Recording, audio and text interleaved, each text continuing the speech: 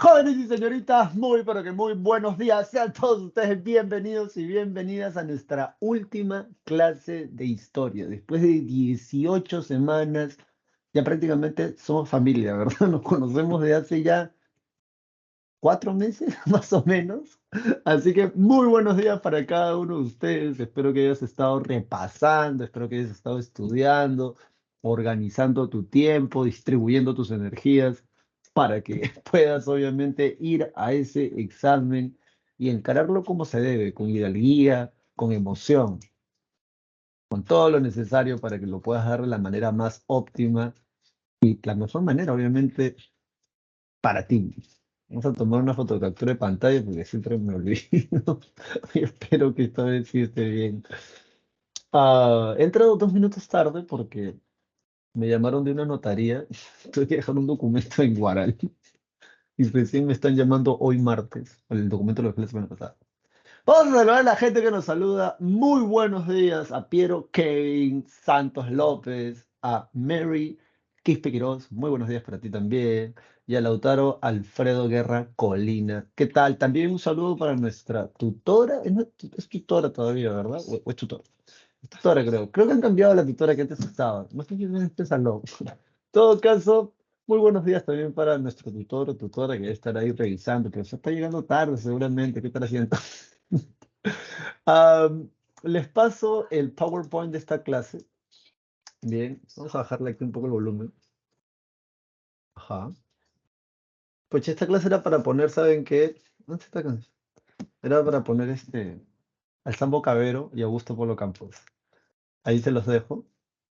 Y tú dirás, ¿por qué? Bueno, porque justamente esos tres músicos, el Sambo Cabero, Augusto Polo Campos y Óscar Avilés, se van a unir, y si no me han chismeado mal, por encargo del presidente Velasco. Ya sabes, de exaltar la peruanidad. Ahí te he dejado el PowerPoint de esta clase para que lo puedas revisar. Nosotros compartimos pantalla y nos vamos. Me avisas si escucha bien, ¿ah? Tienes que escuchar excelente esto, pues ya sabes, no está gastando el micrófono más de 800 soles en micrófono para estar se escuchen mal. Así que a ver, espérense, creo que es esto que está acá. Ajá, vamos a reducir esto. Ya sabes que si tienes alguna pregunta o algo así, aprendes tu micro y le damos con todo. Bien. O sea, haces tu pregunta. Bueno, ¿de qué va esta última clase de historia del Perú ya casi nostálgicamente, ya? Porque de aquí ya no nos vamos a ver, ¿verdad?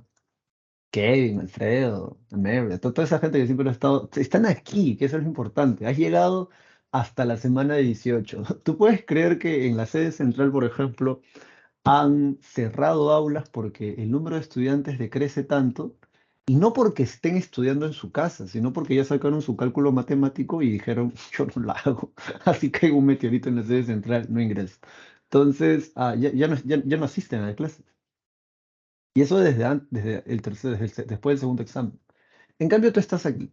Si me estás escuchando en vivo, o sea que me estés escuchando grabado, tú estás aquí y qué bueno por ti, porque tú has tomado una decisión y es llegar hasta el final. Y bien por ti. Acostúmbrate siempre a eso. Eso es el espíritu olímpico, como les decía en otras clases. Uno tiene que llegar hasta la meta. Y tu meta es el examen general. En este caso, ustedes son del ciclo especial. ¿Cuánta gente hay acá? Espérenme. Acá deberían de haber un poco todo, ya, después lo vemos, pero en el caso, por ejemplo, del ciclo ordinario dentro de la pre, sí había un descenso así, porque siempre es así, siempre es así, siempre hay gente que se quitan. O como le dije a otro grupo de estudiantes, ¿no? En realidad tú no compites contra los 20.000 o 30.000 que se matriculan en el examen general. Tú solo compites contra la gente que va a postular a la misma carrera que tú. Y hay carreras donde no postula mucha gente, por cierto. No se da el dato, ese dato no se conoce hasta el día del examen, pues, ¿no? ¿Cuántos se han inscrito para postular a determinada carrera? Sea como fuese, recuerda que tú tienes que llegar a ser la mejor versión que tú puedas ser. No que tu vecino, no que tu hermano o hermana mayor, o que tu primo o tu prima. No, no, no. Tú tienes que llegar a ser lo mejor que tú puedas hacer, de tal forma que tú sepas, cuando te vayas a dormir en la noche, que diste lo mejor de ti, seas hombre y mujer. Dicho esto, una revisión rápida a este PowerPoint. Vamos a hablar del gobierno revolucionario de las Fuerzas Armadas, porque así se llamó. Y este gobierno revolucionario, recuerda, se divide en dos fases. La primera fase se llamó el Plan Inca, acá está, y lo tienes ahí en pantalla. Y la segunda fase se va a llamar el Plan Tupac Amaru. Lo mínimo de lo mínimo que debes de saber, primera fase, Juan Velasco Alvarado, se llama Plan Inca, objetivo general, industrializar al país. Ya está. Luego, va a venir lo que tenemos como el plan Tupac Amaru. Bien, lo mínimo que debes de saber de esta segunda fase es que son los últimos 5 años de estos 12 años de gobierno militar. Francisco Morales Bermúdez va a ser el tipo que va a gobernar. El plan se llama Tupac Amaru y básicamente consiste en desmontar todas las reformas del plan Inca, excepto la reforma agraria. Que por cierto, por eso es un tema tan interesante. O sea, incluso la gente de izquierda o de centroizquierda aquí en el Perú guardan tienen cierto reparo cuando van a hablar de Velasco, desde un punto de vista, yo imagino que desde el respeto, ¿no? Porque, o sea, este tipo, o sea, aquí en el Perú la gente somos un país tan fantástico, pero tan fantástico, que aquí la reforma agraria, en vez de que la haga el pueblo a través de una revolución, porque eso es lo que se había dado, revolución mexicana, revolución rusa, revolución china, revolución cubana, acá son los militares los que hicieron la reforma agraria e hicieron la señora reforma agraria, no como esa pequeña reforma agraria que va a hacer Terry en su primer gobierno. Entonces, ¿por qué es importante? Porque los militares sabían que si no hacían la reforma agraria, se les iba a venir un movimiento social que podía devenir en una revolución social. Y esa revolución iba a ser guiada o encauzada, dirigida por los grupos de izquierda. Entonces, acá hacen la reforma agraria, plan Inca. Bien, eso son lo mínimo que puedes saber de esa situación. Entonces, el plan Tupac Amaru básicamente desmonta todas las reformas. Estas reformas principalmente estaban evocadas a industrializar el país, excepto la reforma agraria. Eso es lo único que va a quedar. Un año antes de que termine este gobierno, el presidente de la nueva Asamblea Constituyente va a ser Víctor Raúl Laya de la Torre y van a proclamar una nueva constitución. Esta constitución, por cierto, está más a favor de los derechos laborales, por todo el clima social de la época. Reivindicaciones laborales, reivindicaciones sociales. Si algún día tienes el tiempo de leer la Constitución del 79 y la comparas con la del 93, ¿cuál es la principal diferencia? La del 79 tiene, digamos, por así decirlo, más derechos en pro de los trabajadores. En cambio, la del 93 tiene más derechos en pro de la clase empresarial. Obviamente, para darle más derecho a este grupo, tienes que reducirle el derecho a los otros. ¿Y esto por qué se hizo, profesor? ¿Porque Fujimori era malo? ¿Es así? Mira, acá no vamos a hablar de malo o bueno. Finalmente está preso no porque hizo cosas, no hizo todo bien, ¿no? O sea, no está preso porque le cae mal a alguien. Eso te tiene que quedar claro. No, no está preso por mi opinión personal o la opinión de tu tío, tu papá, que no es fujimorista. No, no, no. Está preso porque se le encontraron delitos rochosos, rochosos, rochosos. Tan rochosos que no se podían ocultar, ese es el detalle. Imagínate. Entonces, la del 93 es una constitución pro clase empresarial. Eso es lo que debería. ¿Por qué? ¿Por qué? Por el gobierno anterior, que fue el primer gobierno de Alan García, que sumió a este hermoso país en una crisis económica horrible, porque eso no fue fea, esa fue horrible. Tanto que mucha gente migró. Mi familia, por ejemplo, migró a Venezuela. Cosas de la vida, ahora es al revés. Cosas de la vida, ya ves, todo da vueltas. Por eso hay un refrán que dice, no escupas al cielo. O hay otra cosa más bíblica, con la misma vara que mides, serás medido. Entonces, luego de esto tenemos el retorno a la democracia, porque van a ser dos presidentes elegidos democráticamente. ¿Cuál es el problema aquí? Bueno, el problema aquí es que justo el día de las elecciones, donde por cierto gana el aún de Terry, el grupo terrorista Sendero Luminoso inicia sus actividades subversivas en Ayacucho, en el pueblo de Chuschi. Bien. Y va a ser muy criticado porque no tenían una razón para levantarse realmente, ya que era un gobierno democrático aquel que se va a elegir. Bueno, ya más adelante hablaremos de eso. Aquí están las medidas, no, este es el primer gobierno de Alan García Pérez. Esto de medidas y estas cosas que están acá son del gobierno de Alan García Pérez. Ah, primer presidente aprista del Perú. Es el presidente más joven electo democráticamente. Creo que tenía 36 años cuando fue electo, o 34 por ahí. Esta vez ahí lo es super chaibol. y bueno, van a haber una serie de cosas que también vamos a hablar aquí en esta clase. Luego de ese desastroso gobierno, vamos a tener el decenio de Alberto Fujimori Fujimori. Profesor, nació en Japón. El periodista Gustavo Gorriti es el que hace la investigación y dice, sí, esto no lo digo yo, nació en Japón. Entonces tú dirás, porque tú has estudiado tu clase de cívica, y dirás, profesor, pero la Constitución dice que no se puede, no puedes postular al país si no has nacido en el país. Ah, va. Perú es el país de las maravillas. Entonces, ya por ahí eso tú lo puedes investigar por tu cuenta, pero estos eran, dicen, los niveles de inflación, ¿no? 86, 89, acá alcanzó su pico más alto, 7.000. Yo tengo otro dato que eran como que 2 millones de hiperinflación, y ya para el 91 va a bajar bastante. Aquí su amigo, su yunta, su pata, su asesor personal, eran patas, o sea, eso es innegable, ¿no? Que no te engañen. Vladimir Montesinos, el cuco, ¿no? El cuco de la política peruana. Este tipo era el diablo, de verdad. O sea, es que tienes que ser una mente. O sea, ya está preso ya, ¿no? Pero tienes que ser una mente para grabar a todo el mundo. Pero, o sea, parece que era como una especie de fetiche, porque grababa todo, ¿ah? Todo. Tienes que ser congresista para acceder a esos videos. Porque hay videos que no se han publicado y no son videos, obviamente, de tipo de, está rompiéndole la mano a alguien, como se ve en el caso del hermano del exalcalde del Callao, Alex Curi, sino fiestas y rollos ahí que tenía él personalmente, ¿no? Entonces, ¿no? Luego, el autogolpe del 5 de abril no tenía la mayoría en el Congreso, así que hace un autogolpe, disuelve el Congreso, convoca nuevas elecciones, después de eso convocó una asamblea constituyente y cambia la constitución. Am, Aquí también se va a dar el conflicto del CENEPA. Esta va a ser la única vez en la historia del Perú donde Ecuador, al menos en el campo de batalla, sí le va a ganar al ejército peruano. Hay varias razones. Una de ellas es que Ecuador para esta guerra sí se preparó. El gasto militar que tenían, o sea, el gasto, el dinero destinado a armamento, eran como que, para que veas, 250 millones de dólares. El Estado peruano, que es un país mucho más grande que Ecuador y que tiene más fronteras con otros países, porque también ese es un rollo de nuestro país. Tenemos fronteras con Ecuador, Colombia, Brasil, Bolivia y Chile. Y los cinco, hasta el mar nos ha quitado tierras, o le hemos cedido tierras. Entonces, Ah, obviamente, si eres un país rodeado por otros 5 países, lo inteligente para cualquier nacionalista con 4 dedos de frente es cuidar muy bien las fronteras. Y para eso, obviamente, no puede haber corrupción. Para eso tienes que tener gente capaz, tienes que tener una buena administración. Le saca la mugre al ejército peruano. Cosas de la vida, aun cuando nos ganan en el territorio, cuando cuando se firma el Acta de Brasilia, te adelanto esto porque muy probablemente cuando lleguemos aquí ya estamos corriendo. Cuando se firma el Acta de Brasilia,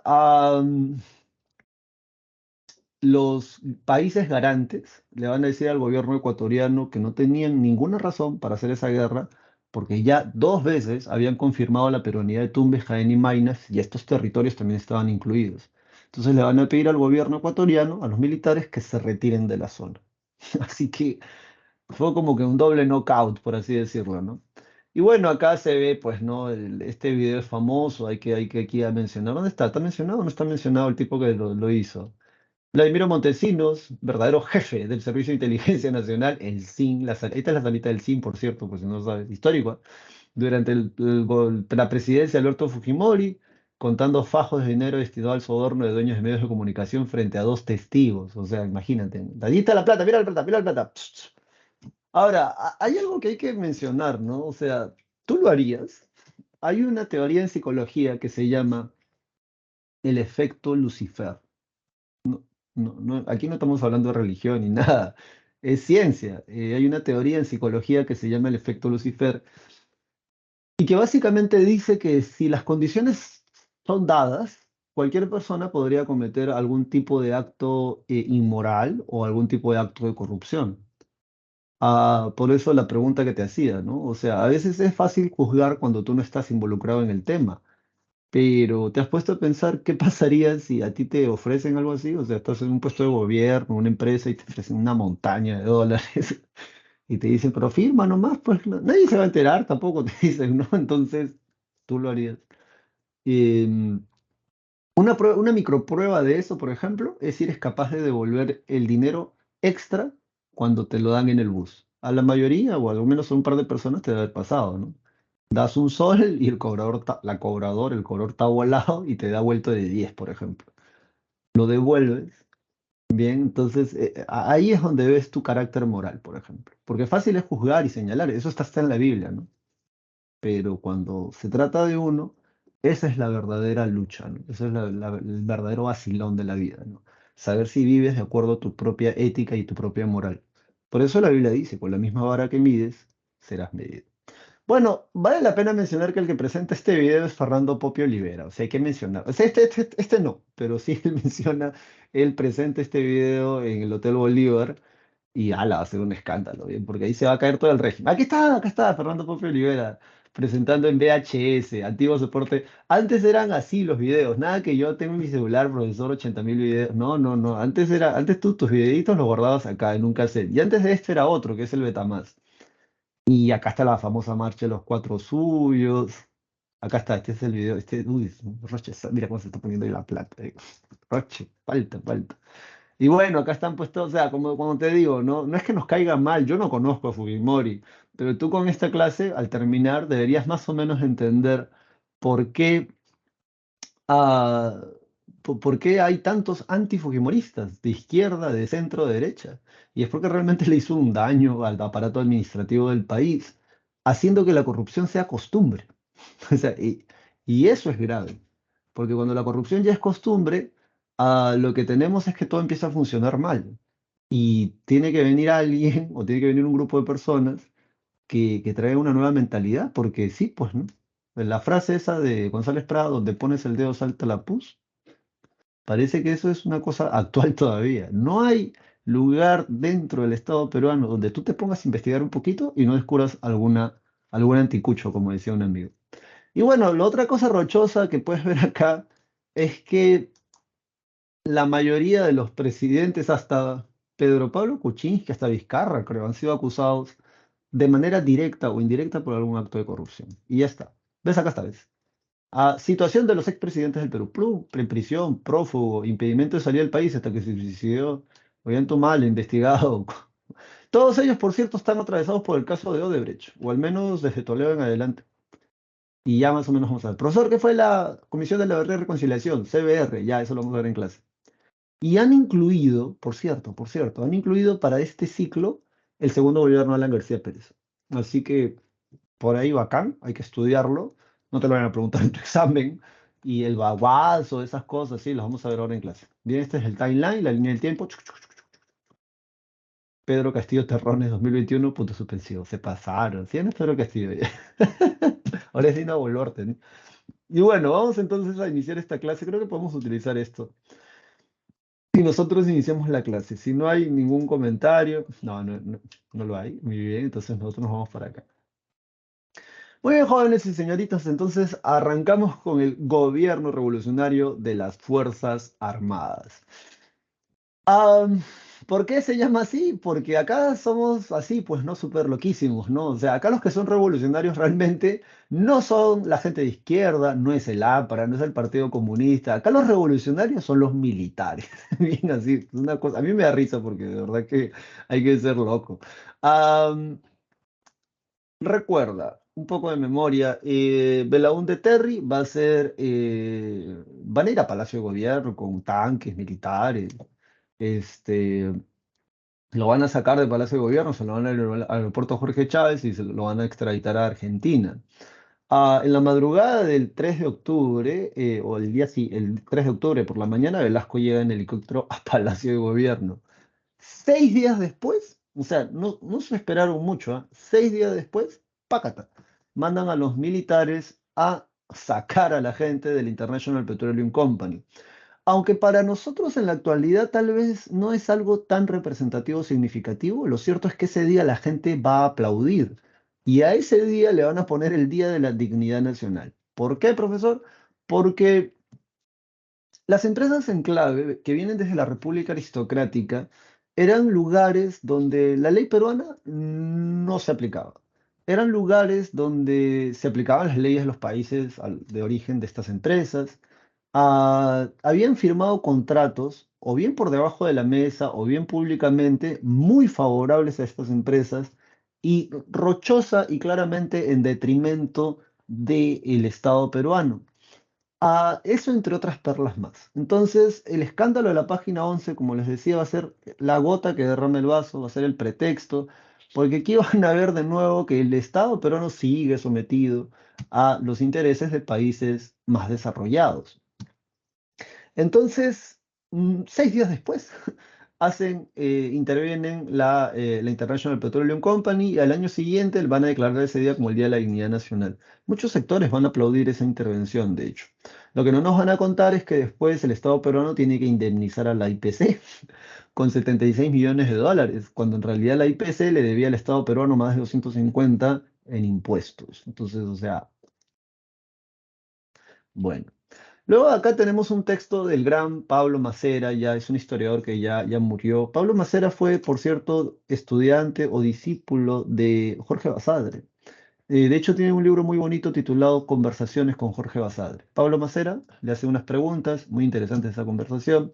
Pero en este libro, Visión Histórica del Perú, se encuentra esa frase que alguna vez yo la escuchaba en academias, no sé si todavía la seguirán diciendo, pero es esta, ¿no? El hombre lo tuvo todo y todo lo desaprovechó. Aquí te puedes vacilar ese texto, porque básicamente Bacera va a dar ese análisis, ¿no? Belaúnde tuvo todo, pueblo, ejército, iglesia, préstamos, simpatía internacional y todo lo desaprovechó. ¿Desaprovechó en qué sentido?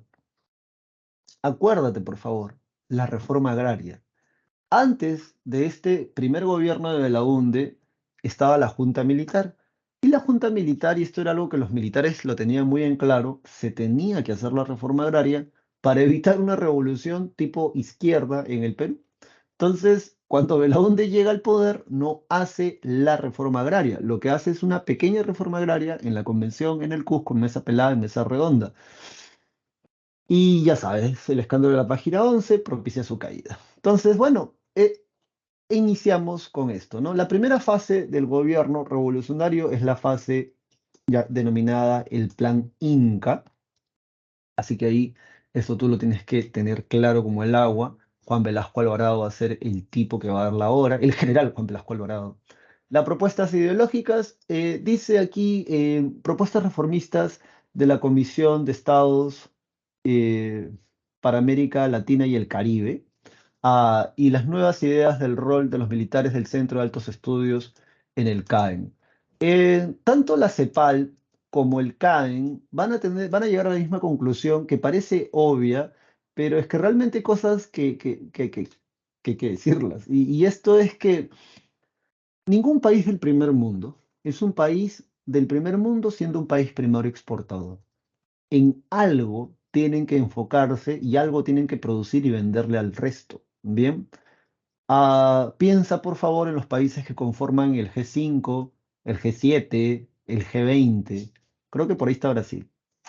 Tienes que tener algo bien que producir y que venderle al mundo. Una industria bien desarrollada. Entonces, Perú tiene una economía primaria exportadora, primario porque solo sacamos materia prima, o sacamos las cosas tal cual de la naturaleza y luego la vendemos. No hay un proceso, no hay un proceso de industrialización que le agregue valor a esa materia prima. Clase de economía.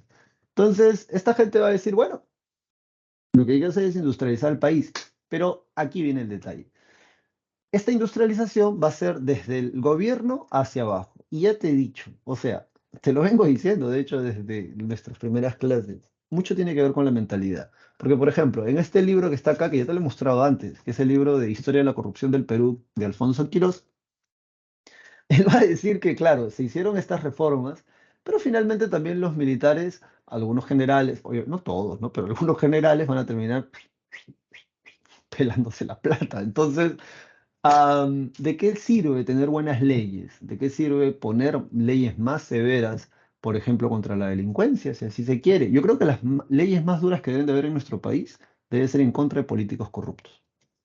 Porque, o sea, un choro te puede robar esto, ¿bien? Te puede robar esto. Pero un político corrupto nos roba el futuro y le hace más daño indirecto a la gente que lo que puede hacer de repente un ladrón de poca monta. Entonces, No importa en realidad si las leyes son severas, si el juez no las aplica, si el policía no las aplica, si el fiscal no las aplica, si en el INPE no se aplica. El INPE es la policía que se encarga de, ¿no? Cuidado de los presos. O sea, no sirve, no sirve tener leyes más duras en realidad. Lo que sirve tal vez es para amedrentar a algún tipo de persona, pero en realidad si no se aplican, y lo mismo pasa acá. Van a hacer estas reformas para poder industrializar al país, pero finalmente el dinero va a terminar drenándose. Bien. Luego dice, plantea la necesidad de profundas reformas estructurales para superar el subdesarrollo y la injusticia social. Chévere. Nueva doctrina de seguridad nacional. ¿En qué consiste la seguridad nacional? Básicamente en proteger a tu país ante cualquier amenaza externa o interna.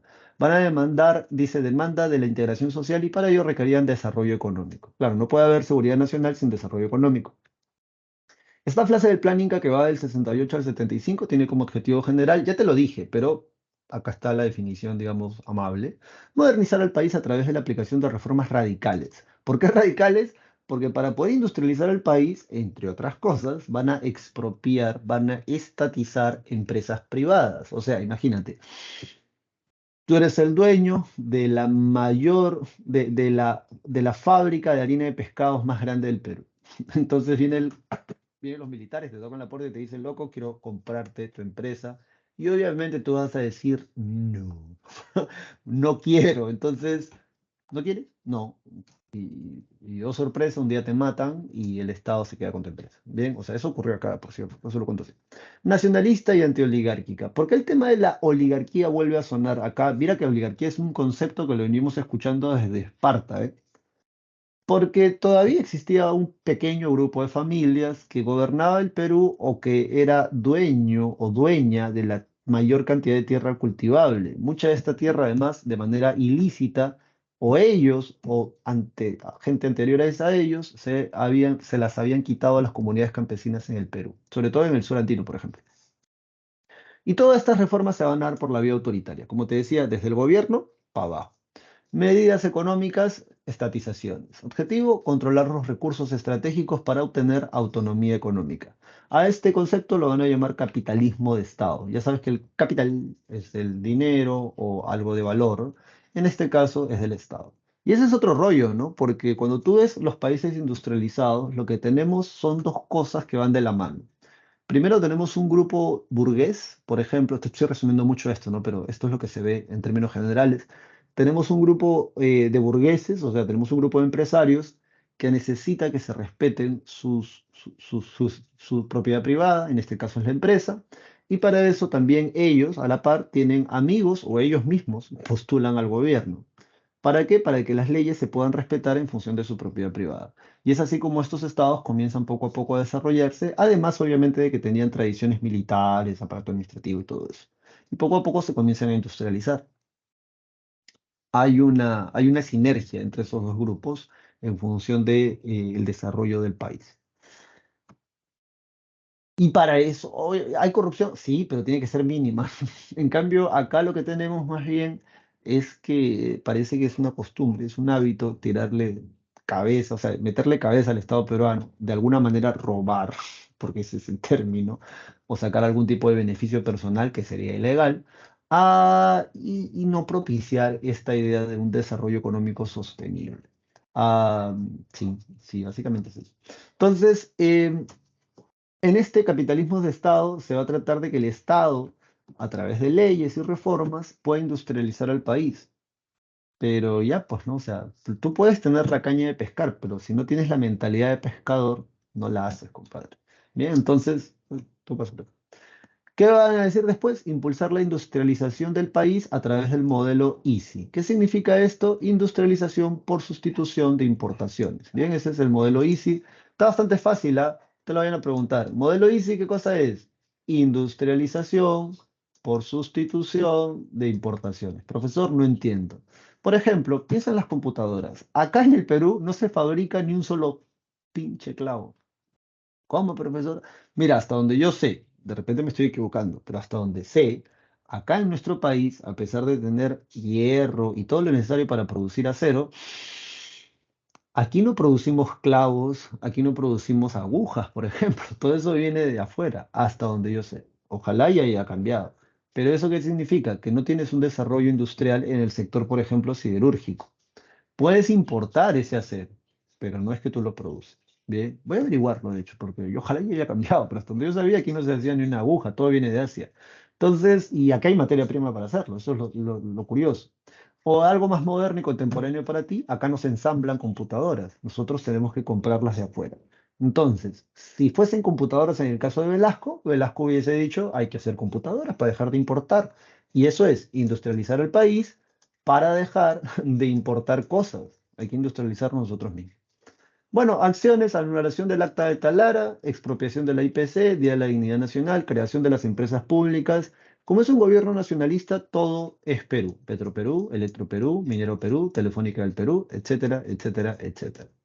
Consecuencias, aumento del endeudamiento público, o sea, se gasta el dinero por inútiles, por ineficiencia de las empresas estatales.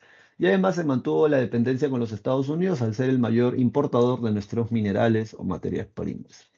A pesar de todas estas cosas que realmente no funcionaron bien, todos los historiadores y sociólogos, antropólogos coinciden no sé si politólogos, pero sí el resto que mencioné, coinciden en decir que tal vez una de las cosas más significativas e importantes que va a hacer este gobierno militar es la reforma agraria.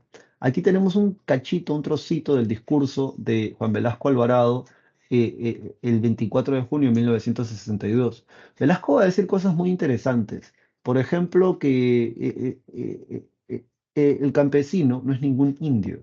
Y eso es algo que hay que quitar de nuestro vocabulario. Indios hay en la India. O sea, acá no estoy inventando la pólvora. Bien, o sea, eso es simple, razonamiento simple. Velasco va a decir, no son indios, son campesinos. Su trabajo, su oficio es ser campesinos. Son ciudadanos, son peruanos, como tú, como yo. Merecen el mismo respeto. Y ahí en este discurso es muy interesante, ¿no? Este es un día histórico. Y bien vale que todos seamos plenamente conscientes de su significado más profundo. Hoy día el gobierno revolucionario ha promulgado la ley de reforma agraria. La historia marcará este 24 de junio como el comienzo de un proceso irreversible. De hoy en adelante, el campesino del Perú no será más el paria ni el desheredado que vivió en la pobreza, de la cuna a la tumba, y que miró impotente un porvenir igualmente sombrío para sus hijos. A partir de este venturoso 24 de junio, el campesino del Perú será un verdadero ciudadano libre, a quien la patria al fin le reconoce el derecho a los frutos de la tierra que trabaja y un lugar de justicia dentro de la sociedad de la cual ya nunca más será, como hasta hoy, ciudadano disminuido, hombre para ser explotado por otro hombre. Al hombre de la tierra ahora le podemos decir en la voz inmortal y libertaria de Tupac Amaru, campesino, el patrón ya no comerá más de tu pobreza. O sea, podemos, obviamente si tú eres un hacendado, o sea, obviamente si tú eres el hijo o el nieto de un hacendado, porque se escuchan muchas historias de esto, obviamente a ti no te, a tu familia no le conviene porque le van a quitar todas esas tierras. Pero es que estamos hablando de las mayorías populares. Mira, estas fotos se encuentran aquí en este blog o página web, utero.p. Cuando me pidieron hacer este material ciclos anteriores, lo saqué de ahí porque esta foto de Max Zule es aproximadamente del año 1900, 1910, 1920. Y esta es la del 69. Era una foto para la época bastante reciente. O sea, yo cuando vi estas fotos, yo dije, esta gente es bien, bien acomplejada. Porque, o sea, necesitas que otras personas te carguen como si fueras un zapaínga, como si fueras qué cosa, un gran curaca. Pero, y esto es solamente, como dice aquí en la leyenda, una pequeña muestra, porque otra cosa es hablar de las denuncias, atrocidades, violaciones, torturas, desapariciones, que durante mucho tiempo se hicieron y han quedado retratadas en algunas obras de literatura, en la corriente indigenista, por ejemplo. Así que aquí cuando hablamos de esto de la reforma agraria, por eso es tan importante, porque la gente de izquierda, desde la época de Leguía, APRA o el Partido Comunista Peruano, venían hincando, ¿no? Hincando en ese tema, ¿no? Que era el tema de la reforma agraria para acabar con cierta parte de la injusticia social en nuestro país.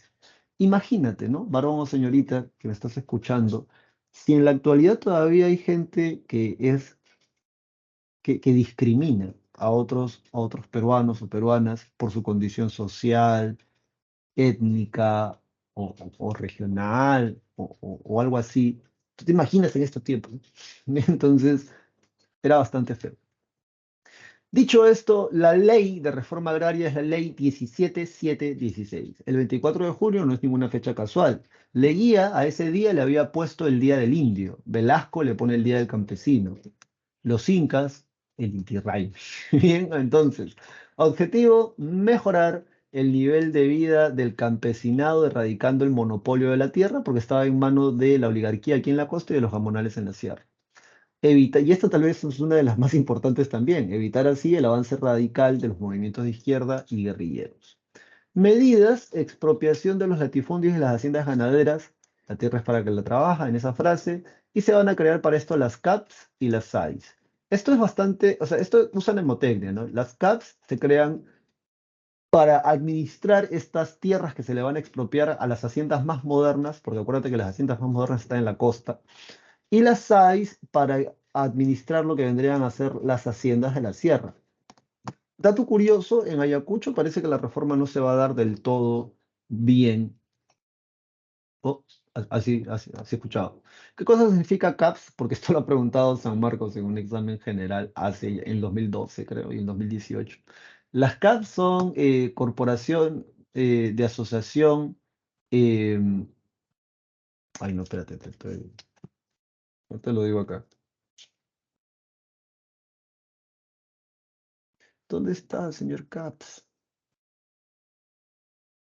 Cooperativa Agraria de Producción Social, me acabo de acordar. Cooperativa Agraria de Producción Social. Estas se hacen como combinación de trabajadores asalariados y comunidades campesinas en la costa.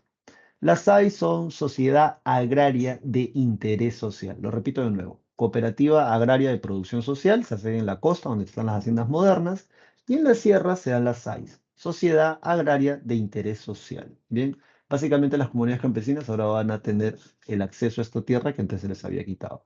¿Cuáles son las consecuencias de esto? La primera te la tienes que aprender de memoria. Eliminación del poder de la oligarquía terrateniente y del gamonalismo. Insuficiente apoyo del Estado en la cuestión técnica. Bueno, siempre le echamos la culpa al Estado, ¿no? O sea, siempre se va a decir, am, o sea, ¿cómo explican el fracaso, ¿no? de estas cosas. Bueno, una explicación es que decían que el Estado no brindó asesoría técnica para que esa gente pudiera sacarle provecho a las tierras. A mí no me parece raro que hayan fracasado porque ya te he dicho, una cosa es la gente que tiene mentalidad de tener una empresa y obviamente saben de administración, libro contable, libro de ingresos, libro de egresos, cosas así. Pero otra cosa es la persona común y silvestre que simplemente quiere conseguir un trabajo digno que le permita poder ganar lo necesario para que pueda vivir dignamente, o sea, sin pasar hambre, sin tener que preocuparse por pagar los recibos. Y a esa gente le dan la administración de estas haciendas que antes eran muy productivas y que luego van a caer en desgracia. Bien, entonces, por ahí va el tema. Luego hay una crisis del sistema agroindustrial justamente por esto y la caída de las exportaciones porque ya no se va a producir como se producía antes. Hay un gran número de campesinos que no se beneficia generando nuevas migraciones. Acá podrías anotar entre paréntesis, por ejemplo, Ayacucho, Huancavelica. Sí, sí, puedes anotar eso. O sea, el sur, Apurímac, el sur. Bien. Luego, en el plano internacional hay tensiones económicas con Estados Unidos. ¿Por qué? Porque obviamente el gobierno de Velasco era un gobierno que no le iba a preguntar a Estados Unidos si esto te está molestando. No, no, de frente agarró, expropió la fábrica, a la Cerro de Paz Combing Company, a todos. Y de alguna manera orbita ya de una manera más independiente el Perú. De hecho, van a enviar representantes al grupo de los no alineados. Otra cosa que también hace una cuestión un poco tensa es que Velasco le va a comprar armas a la Unión Soviética.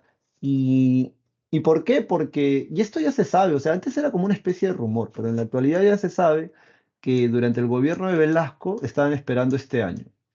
Ahora, ¿por qué para un militar nacionalista como Velasco y su mancha este año es importante? Bueno, porque este año se cumplen los 100 años de la declaratoria de Chile a Perú en la guerra que llamamos la del Pacífico. Entonces, Es cierto también decir que el ejército peruano durante el gobierno de Velasco logra tener un armamento muy bueno, porque se estaban justamente preparando para eso. Bien, o sea, eso no es rumor, eso no es chisme, esto es algo confirmado. El detalle está que Velasco no va a gobernar hasta este año y el que viene a gobernar después no va a tener intención de hacer guerra. El Perú es afectado por la crisis también del petróleo en 1973, donde los países árabes se niegan a producir petróleo y hace que la Unión Soviética suba su economía como la espuma. Y como dice acá, se unió el movimiento de los no alineados. Bien, en las medidas políticas, obviamente es un gobierno dictatorial porque a Velasco nadie lo eligió. Hay clausura del Congreso, las Fuerzas Armadas controlan los ministerios, o sea, va a haber un general metido ahí de cabeza en un ministerio de salud, de trabajo, de educación. Se debilitaron los partidos políticos y se confiscaron los medios de prensa. Sí, la revista Caretas, por ejemplo, la van a cerrar, el comercio. Pero también hay que decir otras cosas curiosas. Por ejemplo, va a ser la primera vez en la historia del Perú donde van a haber noticieros en quechua. Además, durante el gobierno de Velasco, el quechua se va a considerar idioma oficial. Datazo, si alguno de ustedes sabe quechua, puedes escribir, si te cae mal un profesor en la universidad, todo tu examen final en quechua. Ese profesor está obligado a corregirte el examen, porque esto pasa cuando no conoces las leyes. ¿Ya ves? Yo te he dicho, ya tienes que conocer las leyes. ¿Por qué? Porque el quechua es un idioma reconocido por ley. Así que y si es una persona, sobre todo, que trabaja en el sector público, esa persona tiene que corregirte el examen. Allá él, ¿no? Te puede jalar, pero no va a ganar a la larga porque realmente la Constitución... Ese es un ejemplo que se toma, ¿no? Durante la época de Velasco van a haber noticieros en quechua, tanto en radio como a través de la prensa. También va a tratar de haber una reforma educativa. Aquí tienes que escribir el nombre de Augusto Salazar Bondi, que de alguna manera va a participar en este gobierno. La idea era hacer que los estudiantes, ah, sonó algo raro. La idea era hacer que los estudiantes tuviera una educación formal hasta tercero de secundaria. Y lo que vendría a ser cuarto y quinto, el bachillerato, que básicamente no solamente te prepararía tipo universidad, sino que también te da una formación técnica, que es algo muy interesante y debería de retomarse de nuevo, porque, o sea, mucha gente en los colegios públicos termina el cole y, bueno, una parte opta por ingresar a la universidad, pero la gran mayoría es buscar chamba si es que ya no la tienen, pero no son una mano de obra calificada. Ah, profesor, no entiendo. O sea, que cuando termines el colegio, ponte quinto, cuarto, quinto, cuando termines el colegio, sepas, por ejemplo, hacer puertas, o trabajar la madera, o trabajar el hierro, o hacer prendas de vestir, o hacer panes. O sea, eso es una educación técnica, que tú tienes un valor agregado. Tú no solamente, o sea, tú no solamente estás pidiendo trabajo, sino que tú puedes generar tu propia fuente de ingresos. Am, bueno, ¿por qué no se dio esta reforma educativa?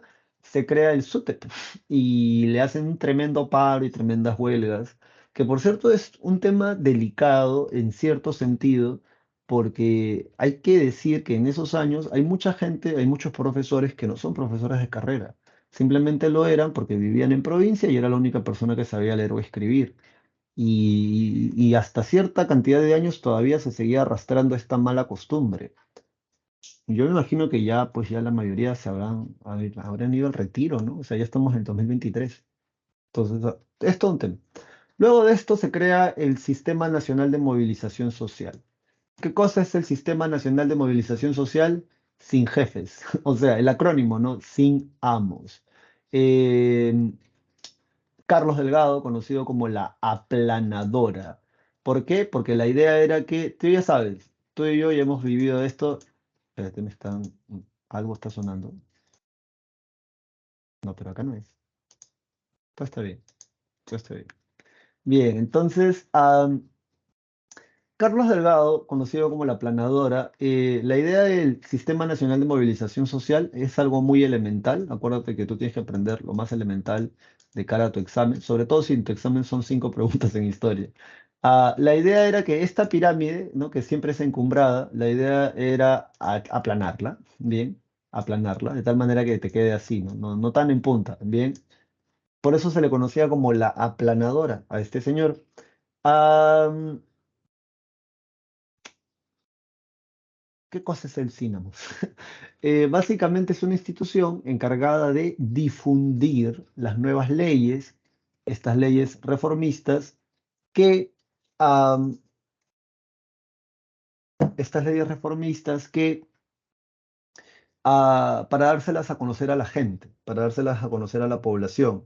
Y así la gente pudiese hacer uso de estas reformas y poder salir de su estado o condición socioeconómica. O sea, loco, eres pobre, bueno, hay leyes. Espérenme un momento porque esto ya me fastidió. Lo que pasa es que tengo el, ¿cómo se llama esto? Tengo el chat, tengo el internet abierto y me están taladrando el oído con esto. Tan, taran, taran, taran, taran. Vamos a cerrar todo esto. Ajá. No. Vamos a cerrar esto. Ya está, se acabó. Bien, ahora sí. Yo por eso también cuando hago estas clases, aunque tú no lo creas, am, hago las clases. Espérate, ¿se ve? ¿Estamos acá? ¿Estamos conectados? Sí, ¿no? Hago las clases y el celular lo pongo en modo vuelo para que no me lleguen llamadas ni nada de eso, porque realmente es súper incómodo. Me distrae mucho. Bueno, Ah, entonces, ¿qué es el Sistema Nacional de Movilización Social? Sin amos, sin jefes, es tratar de reducir la brecha entre la gente rica y la gente pobre. ¿Cómo van a reducir esa brecha? ¿Cómo van a aplanar esa brecha? Lo van a hacer haciendo que la gente conozca las leyes que el gobierno revolucionario está dando en favor de las mayorías populares para que estas personas puedan salir de su condición de pobreza o la condición socioeconómica en la que se encuentren. Y se acabó. Luego de esto tenemos, ante la crisis económica y el deterioro de la salud del general Velasco, había sufrido un aneurisma aórtico y luego le cortaron una pierna. El gobierno fue derrocado por el golpe de Estado del general Francisco Morales Bermúdez llamado el Tacnazo. El 29 de agosto, todos los 29 de agosto, los militares van a Tacna. Tú dirás, ¿para qué? Si hay alguien que venga de Tacna, quizá lo sepa. Si no lo sabes, haz el comentario en casa luego de esta clase. Todos los 28, 29 de agosto de todos los años se celebra el aniversario de la reintegración de Tacna al Perú. Aprovechando de que el general Velasco Alvarado no fue a Tacna porque se encontraba mal de salud, van a darle el golpe de Estado. Pero ¿cuál es la antesala a este golpe de Estado? Porque eso va a ser en agosto. La antesala es, por ejemplo, febrero. Acá hay un texto que justamente te va a contar esto. ¿Qué cosa cuenta este texto? El día en que los policías se fueron a la huelga, 5 de febrero de 1975. ¿Qué cosa sucedió? Velasco estaba mal de salud, no había dado 2 meses declaraciones a la prensa, y cuando él sale a Palacio de Gobierno, o sea, sale de Palacio de Gobierno, le pide a su cordón de seguridad, conformado en este caso por policías, le, que permita que los periodistas le hagan entrevistas, porque hacía 2 meses que él no daba declaraciones. Obviamente, si tú eres un periodista y has estado 2 meses parado como poste en el Palacio de Gobierno y tu chamba era cubrir todo lo que decía el presidente Velasco, obviamente tú estás angustiado porque tu chamba es recoger lo que él dice y 2 meses no ha salido a hablar el presidente. Entonces, los periodistas comenzaron a acercarse. Parece que Velasco se pone un poco, se ofusca. Le cambia mucho el carácter luego de su operación, hiperventila, o sea, una cosa así, se está poniendo mal. Y llega un militar, un general del ejército, y empieza a regañar al jefe del cordón de seguridad de Velasco, que era un policía. Si mal no recuerdo, acá está, de apellido Ibáñez. Ah, o es el general del ejército, se apellidó Ibáñez. Y este lo que hace es, a plena vista de los periodistas que estaban ahí, le mete una cachetada. Esa, para los policías, va a ser la gota que derrama su vaso de agua, ¿no? Porque al día siguiente, 5 de febrero, se van a ir a una huelga. Ahora mira, ¿cómo puedes entender este tema para que no te olvides? Para que no te olvides, piensa en lo siguiente. Si en la actualidad hay mucha inseguridad o hay inseguridad, Si quieres vivir en una ciudad más tranquila de lo que realmente es, deja de ver tanto noticiero en la mañana, en la noche, o sea, deja de ver noticiero de desgracia, ¿no? Ya sabes, 2 muertos, 3 asesinatos, una violación, un secuestro, raqueteo, lunes, martes, miércoles, jueves, viernes, sábado, domingo, secuestro, robo, asesinato, violación, lunes, en la mañana, en la tarde y en la noche. Porque sí, es cierto, hay delincuencia, sí, es cierto, alguien tiene que hacer algo. Yo imagino que la gente encargada de la seguridad, los políticos, ellos son los que deberían de hacer algo. Pero si constantemente te estás bombardeando tú mismo con esto, te estás sugestionando. Y cuando sales a la calle, sales con temor y dices, pucha, yo vivo en una ciudad insegura. Mira, mira, mira. Ciudad insegura es en ciertos sectores, a ciertas horas, en ciertas zonas. Acá nomás, en la calle donde vivo, quincena, fin de mes, paran robando. Un moto, ¿no? Pero no por eso tú puedes salir todos los días a la calle pensando que algo malo te va a pasar, porque eso ya es una sensación interna y muy probablemente es por la sugestión. En todo caso, piensa en lo siguiente. A pesar de toda la inseguridad que hay, en la actualidad hay más policías, hay más patrulleros, hay más cámaras de seguridad. Ya, ¿tú te imaginas que un día esta ciudad amanezca sin policías? Bueno, eso fue lo que pasó el 5 de febrero de 1975. Policías hicieron una huelga, se fueron al puesto de radiopatrulla en el distrito de La Victoria y se quedaron allí. La gente dijo, no hay policía, compadre, y se fueron al saqueo, saqueo, saqueo. De hecho, aquí tienes 2 fotos donde están justamente entrando a la fuerza, ¿bien? Y esta es una foto de todo lo que hubo ese día. ¿Y qué hicieron los militares? Lo que mejor saben hacer, sacar las tanquetas, sacar al ejército y meterle bala a quien estuviera en la calle, porque no tenías que estar en la calle, porque si estabas en la calle este día era porque estabas saqueando. A los policías igual les metieron una tanqueta y los obligaron a salir. Ahora, profesor, ¿por qué se fueron a la huelga los policías? Bueno, tienes que pensar de que siempre han habido gobiernos dictatoriales y de los que han habido, muchos de ellos han sido militares. Entonces, cuando ellos llegan al poder, básicamente compran armas o en el salario, hospital militar, ¿no? Hospital naval, hospital del ejército, pero siempre es para el ejército, pues para la Fuerza Aérea, Fuerza Armada, nunca es para la policía. Los policías se estaban quejando. Según lo que dice el historiador Percy Cayo en su libro, no tenían municiones para sus armas reglamentarias, no les estaban pagando el salario y su chaleco antibalas tenía huecos o algo así. Entonces, o sea, malazo.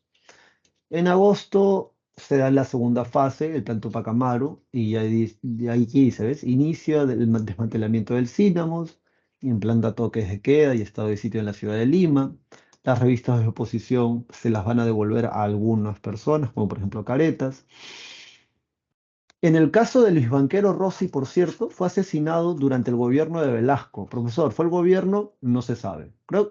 Me parece que es la revista Caretas la que insinúa de que en realidad no habría sido el jardinero el que mató a Luis Banquero Rossi, porque, o sea, el Estado le quiso comprar su empresa pesquera a él, él se niega, y 2 años después, en el 72, en el 73, Luis Banquero amanece muerto. El ganso, la culpa, se la chantaron al jardinero, que era un quechua hablante, y por ahí deslizan la hipótesis de que de repente ni siquiera fue él.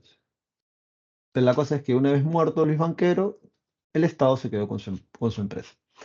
Am, en economía se va a buscar el respaldo del Fondo Monetario Internacional, el FMI, y va a haber un cambio gradual de precios, sí, pues las cosas van a empezar a encarecer, obviamente, pues si ya no estás produciendo como producías antes, ya no hay chamba, entonces obviamente todo empieza a subir.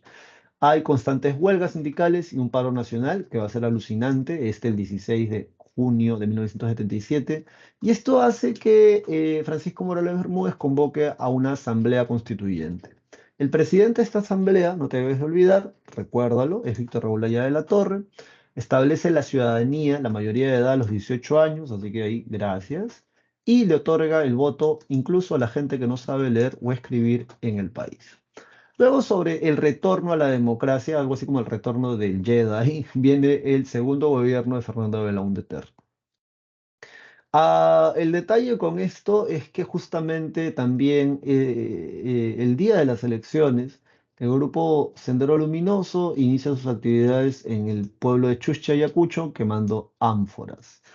El Hatun Wiyakwi, ¿no? Que es para no olvidar o para recordar, este es el resumen, porque en realidad son 8 señores tomos, así, una cosa así, y este es el resumen. Bien, acá nomás en la introducción, leyendo, o sea, sin ánimos. Ah, por cierto, ambos libros se los puedes descargar en PDF completamente gratis en internet, los puedes vacilar en tu celular, puedes leerlo por partes. No porque te lo vayan a preguntar en tu examen, sino para que tú te informes más o menos cuáles son los hábitos de la gente que trabaja en el Estado a veces, o qué cosa sucedió durante el conflicto armado, el conflicto interno o durante la época del terrorismo aquí en el Perú, como lo quieras llamar.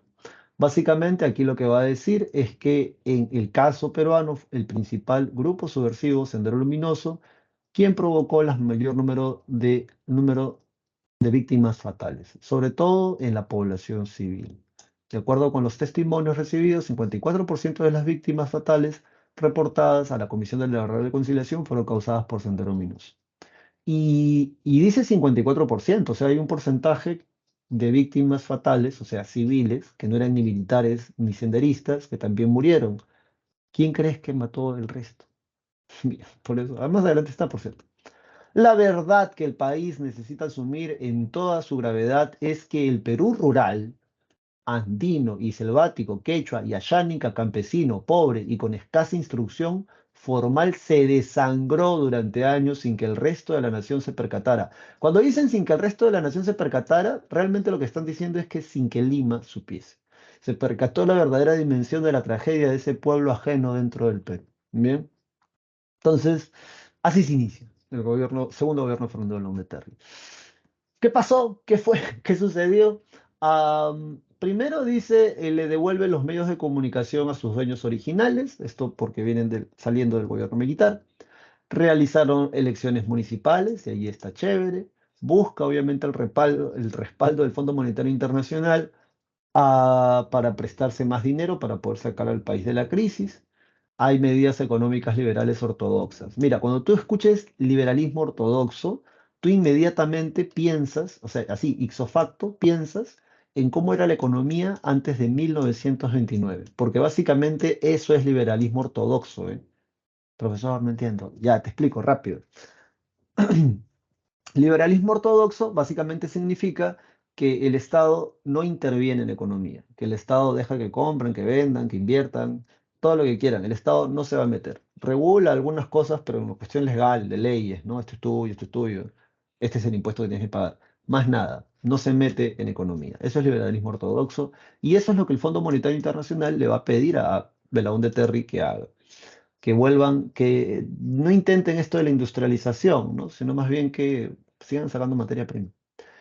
Luego, sobre la implantación del INTI, esto lo hizo casi al finalizar su gobierno en el 85. Bien. Am, ¿Por qué el dato es importante? Porque el INTI, esta moneda que no va a durar más de 6, 7 años, reemplaza al sol de oro. El sol de oro, históricamente hablando, es la moneda con más años de vida que hemos tenido en nuestro país. Este sol de oro se instituye en la época de Sancho Cerro, bien en 1933. ¿Sí? Ha sido la moneda más longeva que hemos tenido en nuestro país.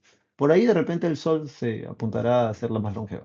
Que por cierto creo que es una de las más estables en la región. Hacen obras públicas, adquieren armamento mediante el endeudamiento externo. Bien, la deuda externa, por cierto, alcanzó 10 millones de dólares. En el caso de Alan García, aumentó al 20 solo por los intereses vencidos.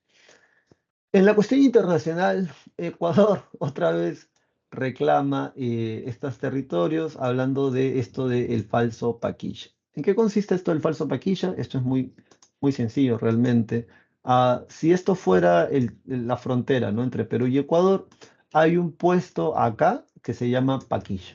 Ahora, por cierto, antes de que me olvide, en honor a los militares del Perú, del Centro de Estudios Históricos Militar, una vez le pregunté, ¿no? A un militar que es histórico, bueno, no es historiador, pero digamos le gusta la historia. Le digo, oye, ¿y cómo fue, no? El conflicto del falso Paquilla. Y me dijo, mira, Víctor, eso no se llama así. Eso se llama el conflicto del Alto Comaina. ¿Y ok? Claro, falso Paquilla es para los ecuatorianos, porque los ecuatorianos dicen que nosotros dijimos que el puesto que estaba acá es falso. Bien, porque los ecuatorianos dicen que este Paquilla sí es verdadero. ¿Cómo fue el chiste? El puesto estaba en territorio ecuatoriano. Tiempo después, la población nativa de la zona se dio cuenta de que los ecuatorianos tenían un puesto dentro de nuestro territorio. Entonces tú dirás, bueno, profesor, pero no, no es que ahí, loco, sino es que si el puesto está acá, obviamente nos van a quitar todo este territorio. Bien, que tú en el mapa lo puedes ver una línea, pero son miles y miles de kilómetros cuadrados. Entonces, se inicia el conflicto. Recuerda que Velasco compra armas. Recuerda que este tipo también compra armas. Así que en esa guerra también perdieron. Bien, van a perder y van a perder feo. Es aquí donde firman el acta Sorrosa-Dubí. Bien, no, no está acá, ¿no? Agrégalo tú ahí. El acta Sorrosa-Dubí confirma el protocolo de Río de Janeiro, que es donde Ecuador reconoce la peronidad de Tumbes, Jaén y Maynas. De hecho, aquí lo ves a Fernando Belaúnde Terry sentado sobre artillería antiaérea incautada al ejército ecuatoriano en el conflicto del Alto Comaina. Si me toca la próxima vez esta separata, voy a cambiar de nombre, porque sí, los militares del Perú no lo llaman falso Paquilla, lo llaman el conflicto del Alto Comaina y vale la pena. O sea, lo que pasa es que es más fácil recordarlo así como te lo he contado, ¿verdad? Es un puesto ecuatoriano que lo trasladan a territorio peruano para hacer que la frontera se estire. Entonces, bueno. Luego de esto, sobre la guerra de las Malvinas, eh, se pueden decir una serie de anécdotas, ¿bien? Pero quédate con lo siguiente. El presidente, el dictador militar de Argentina en ese entonces era Leopoldo Galtieri. Leopoldo Galtieri, como nacionalista, tiene la idea de, obviamente estoy resumiendo mucho esto, ¿no? Pero lo más importante, digamos. Tenía la idea de recuperar las Islas Malvinas. Las Islas Malvinas son un conjunto de islas relativamente grandes que están al sur del continente americano. Estas islas fueron tomadas por los ingleses, tipo plan la época de la independencia, y estas islas originalmente le pertenecían al Virreinato del Río de la Plata. Entonces, desde siempre, Argentina, ya independiente, reclamó esas tierras. Leopoldo Galtieri, como militar, quería esas tierras, hay petróleo. Terry, él va a llamar al primer ministro de Gran Bretaña, va a llamar a Leopoldo Galtieri para ver si se podía evitar un conflicto, porque, o sea, finalmente ellos no van a ir a pelear, ¿verdad? Los que van a pelear son gente común y silvestre. Entonces, Leopoldo Galtieri dice que no, que Argentina no va a retroceder ni un solo paso. Al día siguiente le declaran la guerra a Gran Bretaña y se inicia la guerra. Tiempo después, ponte 2 semanas, una semana después, a Palacio de Gobierno, aquí en el Perú, va una delegación argentina pidiendo ayuda, al- pidiendo ayuda al Estado peruano. Y esto sí necesito que lo entiendas porque yo no sé qué le pasará a la gente que gobierna este país. O sea, yo entiendo que podamos ayudar a un vecino en apuros, o sea, un vecino tipo un fronterizo, ¿no? Refiriéndome a un país. Pero, pucha, a veces hay una idea, hay una sensación de que cuando se trata de nosotros mismos no somos capaces de apoyarnos entre nosotros mismos. Ah, Terry le da aviones Mirage al ejército argentino nuevecitos. Si por ahí alguna vez escuchaste que esos aviones se cayeron en la guerra de las Malvinas, eso es falso y eso no lo digo yo. Eso lo dice el periodista argentino Dubrí. Dubrí él va a decir que el Estado peruano le va a dar 10 aviones Mirage E3E, el Perú, a Argentina. Estos aviones salen de Piura, llegan a Arequipa, en Arequipa le pintan bandera argentina y van a sobrevolar el territorio boliviano hasta llegar a Argentina. ¿Por qué tienen que hacer eso? Porque en teoría nadie debe enterarse que Perú está ayudando en un conflicto donde nadie nos está llamando. Porque, o sea, ya sabes qué nos pasó la última vez que nos metimos a un rollo donde nadie dijo, ven acá, mete tu cuchara, Perú, ¿verdad? Pero ya sabes qué pasó, ¿verdad? La última vez que nos pasó eso. Y además de eso, este periodista dice que el gobierno peruano, durante el gobierno de Terry, ya sabes que hay endeudamiento, no hay plata y todo lo demás, hay inflación alimentaria, agarra y le da un cheque en blanco. le da un cheque en blanco a al gobierno argentino para que con dinero peruano compren aviones Mirage. Los argentinos querían Sukhoi, que era lo que había comprado Velasco, pero el Perú era el único país en América Latina que tenía aviones Sukhoi, así que no les podíamos dar eso porque si no se hubiesen enterado que Perú estaba apoyando a Argentina. Con dinero peruano o del gobierno, se van a Israel estos argentinos, estas autoridades, y compran aviones defectuosos. Y los israelitas le dicen eso a estas autoridades argentinas. Mira, esos aviones los hemos usado en una guerra previa. Y si vuelan, es que vuelan de milagro. ¿Estás seguro que quieres esa vaina? Sí, sí, sí, necesito. Compraron 23 aviones Mirage y esos son los aviones que se les estaban cayendo luego en la guerra de las Malvinas. Te resumo la historia, le sacaron la recontra mugre. O sea, el gobierno de Gran Bretaña le sacó la mugre al ejército argentino. Tiempo después, por ahí nos enteramos de que el gobierno chileno le había cedido su espacio aéreo a aviones espía ingleses para sobrevolar el territorio argentino y así poder enterarse de sus operaciones secretas. Eso va a ser un rochezazo internacional, ¿no? Porque, o sea, claro, cada país puede hacer lo que se le dé la pinche gana en su política externa, más se recuerda esta idea de que, oye, loco, loca, todos en este lado del mundo hablamos eh, castellano, español, por ahí el derivado que vendría a ser el portugués. Tenemos la misma tradición religiosa, tenemos la misma historia de conquista, tenemos hasta la misma historia de independencia. Entonces es un país, obviamente con esto no te estoy diciendo odia al ejército, no, no, no, simplemente estoy dando a entender la política de gobierno que se tomó, la posición que tomó el gobierno de Chile en esos años. Y ya, pues ahí malazo. Bueno, también razón tienen, ¿no? Recuerda que esta, para algunos historiadores, esta es como que la vuelta, ¿no? De justamente lo que Argentina hizo durante la Guerra del Pacífico, que fue quitarle estas tierras de acá, ¿no? Entonces, los nacionalistas ya sabes que se alimentan de esas cosas. Obras, obras a la represa de Gallito Ciego en Cajamarca, la residencial Torres de Limatambo en San Borja. Y bueno, hay una crisis desde inicios nada más. Hay una inflación primero por la escasez de alimentos, así que hay que comprar alimentos del extranjero y por lo tanto es más caro. Después hay un fenómeno del Niño en el 83, produciendo inundaciones en la costa, en la selva, sequía en la sierra, o sea, menos producción agrícola, crisis agrícola y epidemia del cólera, y sobre todo si están mal alimentados, bajas defensas, ya fuiste. Hay una crisis de la deuda latinoamericana, porque para 1982 todos los países de América Latina le deben plata al Fondo Monetario Internacional, al Club de París o a Estados Unidos. Hay una expansión de la violencia terrorista con Sendero Luminoso, que ya te conté cómo fueron, y el MRTA inicia en el 84 quemando un puesto de policías en Villa El Salvador. Bien, acá está, el 21, acá está, en Tupac Amaru, actividades subversivas, un puesto de policía, ahí está, lo mismo que te dije. Bueno, se dan las elecciones del 85 y en esas elecciones ah, dos quedan en segunda vuelta. Bien, yo no sé qué te hayan contado a ti, pero te los cuento cómo fue. Alfonso Barrantes era el candidato de Izquierda Unida y por otro lado la joven promesa del APRA, según Aya La Torre, Alan García Pérez. Entonces los dos van a candidatear y los dos pasan a segunda vuelta. El detalle está que Alfonso Barrantes va a decir, el Estado peruano no tiene plata, a este tipo se le ve joven, carismático, dice que va a sacar al Perú de la pobreza. Yo, Alfonso Barrantes, declino mi candidatura. Y es por eso que técnicamente Alan García gana por default, gana porque el otro dijo yo me retiro, gana en primera vuelta. Así que él gana. ¿Cuál es el vacilón de Alan García Pérez? Para la época tuvo la capacidad a través de su discurso de quitarle votos a la derecha, al centro y a la misma izquierda.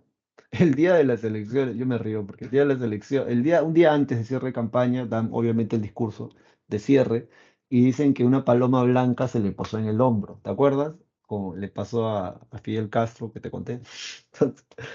Y entonces la gente ahí ya se quedó idiotizada, ¿no? Es alto, es simpático, habla bien, dice que va a sacar al Perú de la pobreza y encima el Espíritu Santo se le ha posado en el otro. Bueno, la cosa es que Aquí hay que decir algunas cosas porque tú no puedes ser como las generaciones pasadas. Bien, la primera cosa que hay que decir es que inició una serie de leyes populistas que todo el mundo estuvo viviendo en un país de maravillas. O sea, entre 1985 hasta el 86, todo fue color de rosas, ¿eh?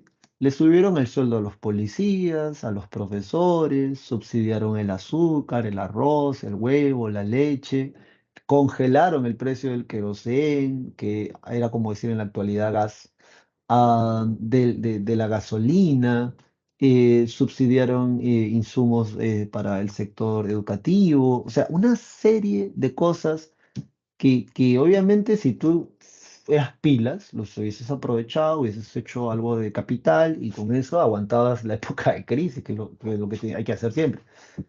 Pero y no solamente eso, también agarraron y dijeron, vamos a crear un dólar, no crear un dólar, sino vamos a subsidiar el dólar.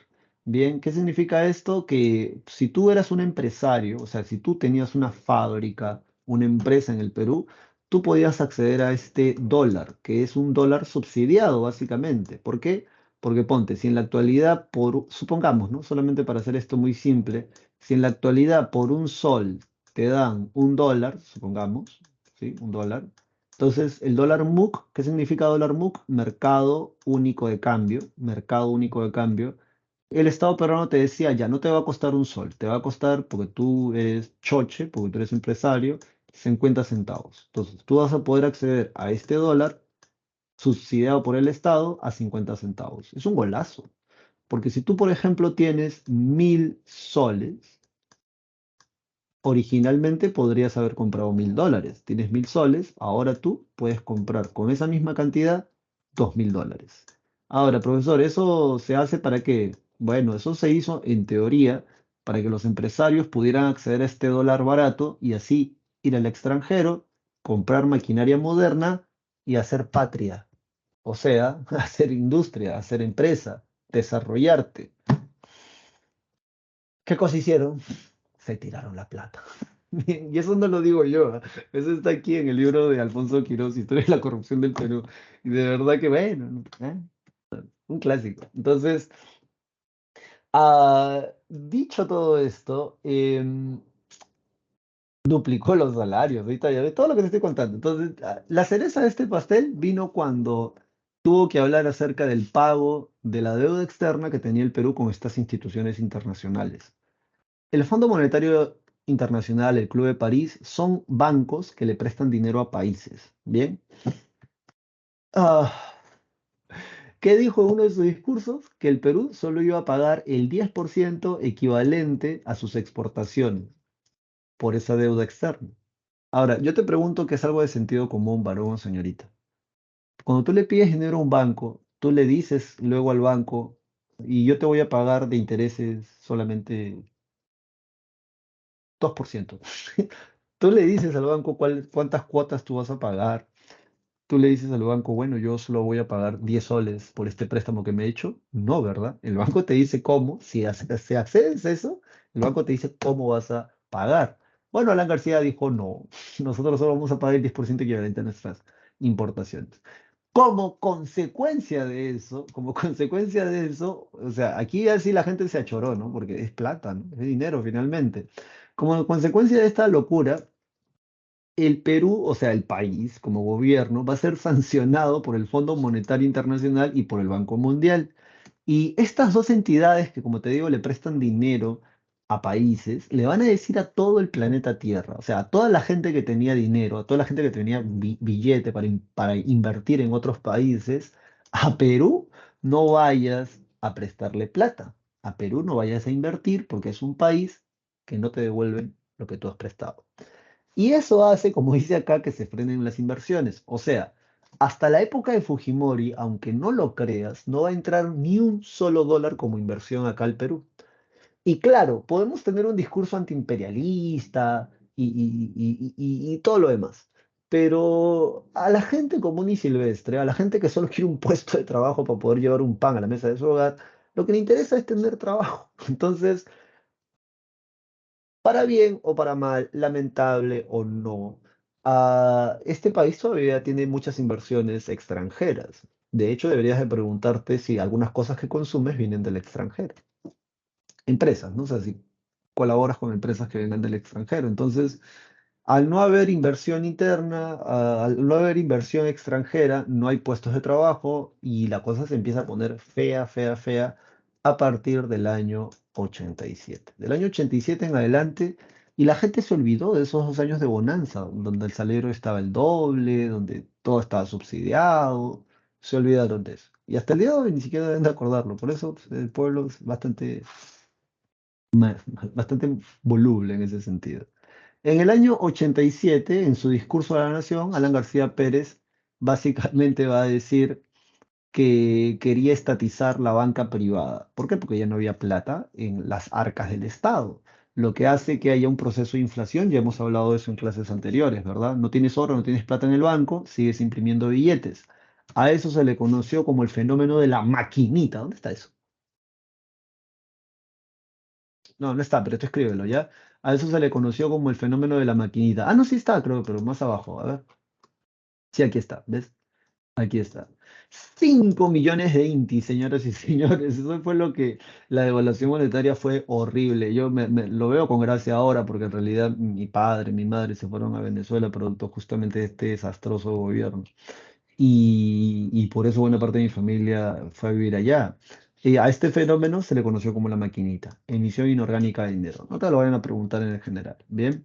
Ahora que está de moda hablar de la inflación.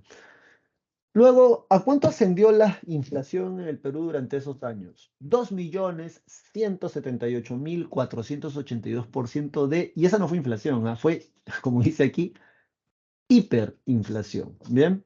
Hay una devaluación monetaria y dolarización de la economía, porque o sea, para comprar 10 panes, tenías que traer un saco de billetes, decían, así que malazo. Y bueno, luego de eso van a tratar de dar medidas de austeridad. Por cierto, para que no se escape nada, cuando habla aquí de economía heterodoxa, Alan García, básicamente lo que está diciendo es que, en teoría, va a tomar recetas económicas de diferentes doctrinas económicas, de diferentes escuelas económicas. Voy a tomar esto de los liberales, voy a tomar esto de los socialistas, voy a tomar esto de los mercantilistas, voy a tomar esto de los conservadores, por así decirlo. ¿Bien? Y bueno, el Estado está en bancarrota. No lo declaran, pero no había plata. Bien. En la cuestión política y social, las acciones de Sendero Luminoso y el MRTA cobran dimensiones nacionales, porque ya sabes que aquí, hasta que no reviente el chupo, no tratan de curar la herida o no tratan de prevenir. Acá tiene que ser una cosa ya muy evidente para recién meterle mano. Hay intentos de frenarla. Se va a crear el Ministerio de Defensa y para esto se va a unificar a la policía y se establecen los comandos político-militares o político-militares. Político-militares en las zonas de emergencia. Espérate, déjame averiguar eso. Sí, ya. Entonces,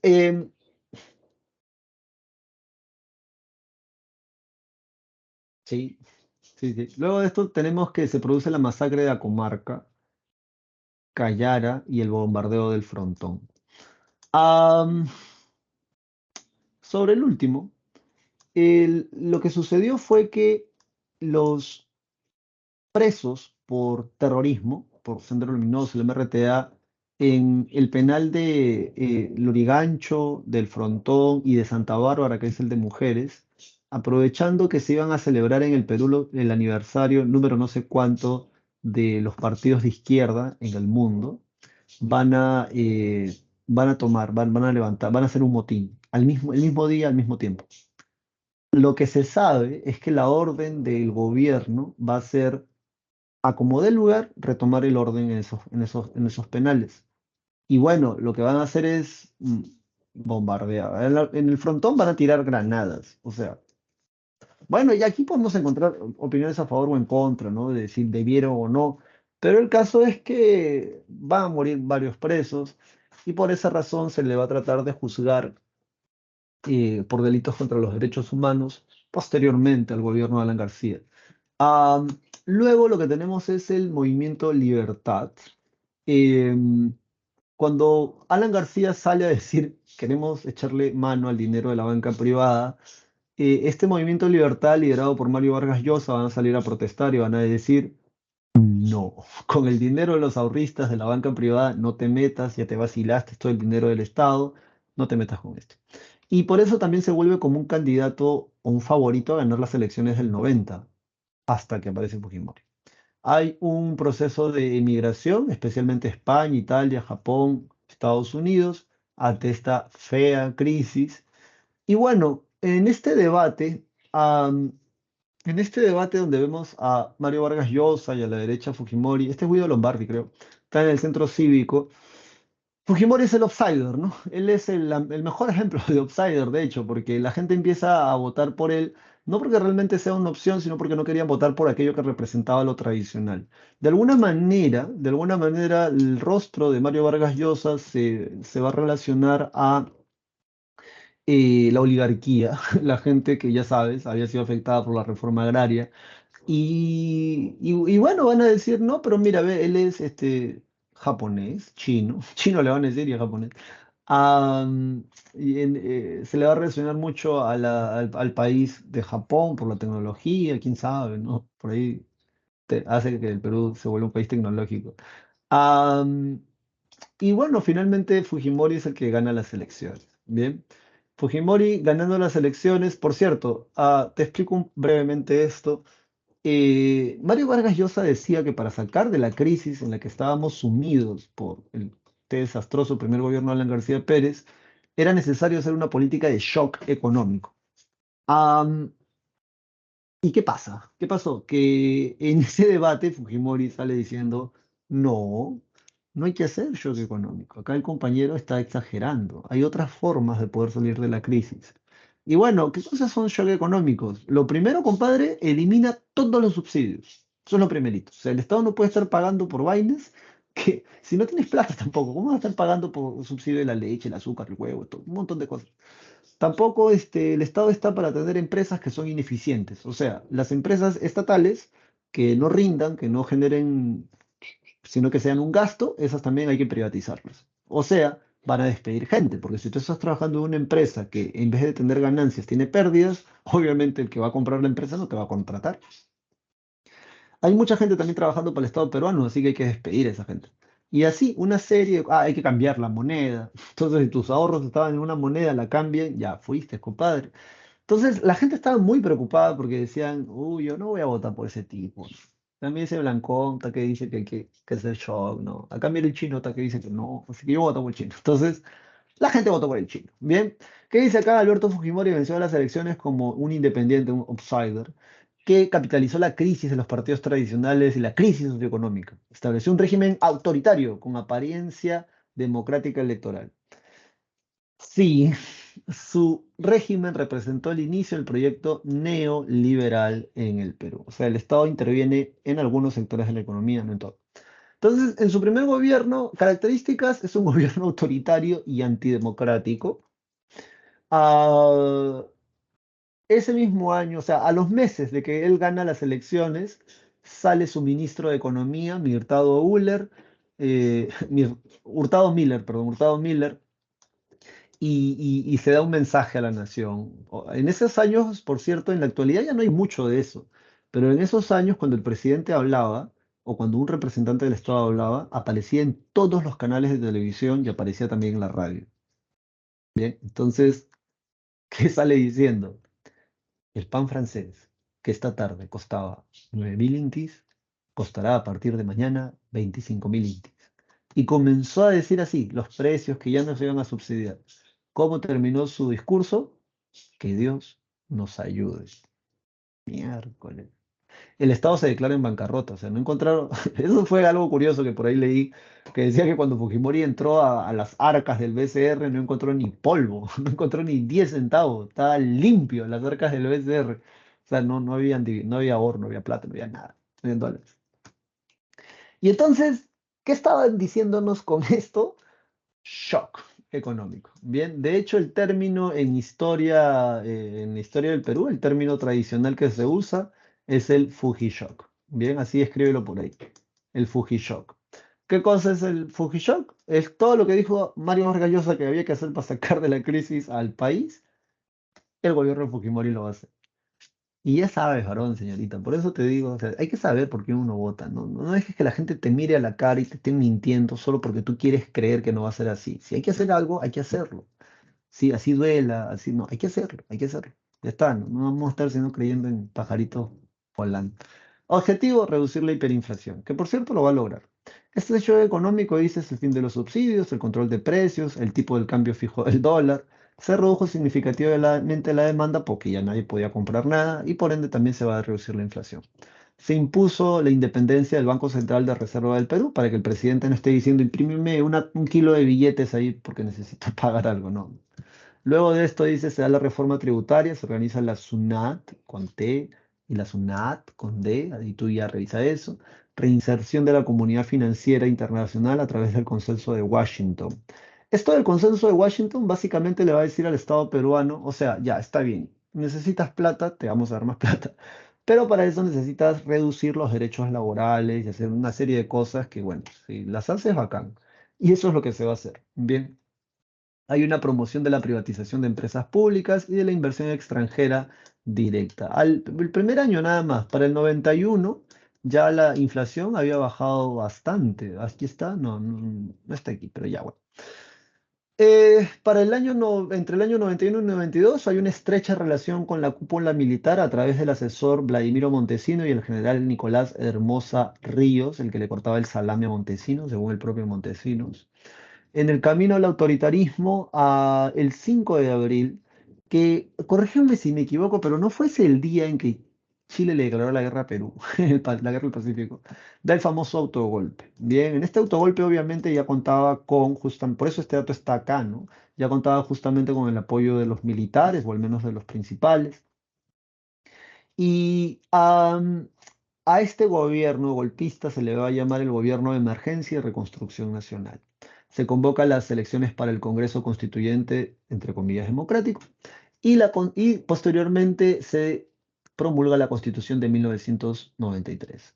Hay una intervención de las instituciones del Estado, porque ya no van a ser independientes o autónomas o imparciales, sino todo lo contrario, la gente que va a empezar a trabajar en estas instituciones incluso dentro del Poder Judicial, fiscales y jueces van a ser gente que apoye o que no diga nada a favor del gobierno de Fujimori, control de los medios de comunicación.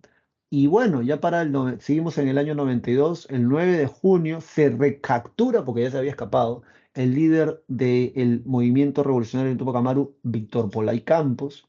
Como característica acá tenemos que hay un cambio en la estrategia contrasubversiva. Hay comités de autodefensa porque la gente estaba bastante harta de esto de la lucha armada, de Sendero Luminoso, el MRTA en la sierra sobre todo. Hay jueces sin rostro, o sea, te juzgan y tú no sabes quién te está juzgando. Y lamentablemente hay destacamentos paramilitares como el Grupo Colina o Barrios Altos. ¿Por qué digo lamentablemente? Porque esta gente es la que está implicada, por ejemplo, en los asesinatos de la gente tipo La Cantuta. ¿Sabes esa historia? Esto, por cierto, te lo cuento a partir de este libro, ¿no? O sea, no vayas a pensar que es la opinión de persona. No, entonces, tú puedes leerlo, tú puedes investigarlo, ¿no? Son cosas que están documentadas, además. Algo muy breve. Un día, en este contexto, obviamente, de lucha contra el terrorismo, un grupo de militares va a la universidad, a La Cantuta, y le piden a un profesor y a un salón, le dicen, por favor, salgan un momento, dejen sus cosas aquí, porque queremos verificar algo. Entonces, obviamente, si te dicen deja tus cosas aquí, tú piensas que va a ser algo breve, ¿verdad? Algo muy rápido. Entonces sale el profesor, salen los alumnos, lo sacan y pasa una hora, no regresan, pasan 6 horas, no regresan, pasa un día, no regresan, pasa una semana, 2 meses, medio año, un año, 5 años, no sabemos dónde están. Cuando por fin, o sea, la gente admite, ¿no? Dicen, bueno, mataron a todos dónde están sus restos para poder velarlos. Tú puedes creer el descaro de que agarraron estas cajas donde hay tarros de leche, no voy a decir de qué marca, una caja donde hay tarros de leche. Van a agarrar esa caja y van a, allí a poner un puñado de cenizas y así se lo van a entregar a los padres de estos o a los familiares de estos estudiantes y profesores desaparecidos. Que era que parece que les metieron un tiro en la cabeza, luego quemaron los cuerpos y la ceniza la tiraron en esta caja y así se la entregaron. ¿Por qué hicieron eso? Bueno, decían que dentro del salón había un par de terroristas, ¿no? Entonces era más fácil para ellos, en su mentalidad loca, desaparecer a todos que obviamente hacer el trabajo que sí hizo el GEIN, por ejemplo, y por eso te cuento la anécdota. Porque el grupo de inteligencia nacional, el GEIN, captura a Abimel Guzmán sin disparar un solo tiro.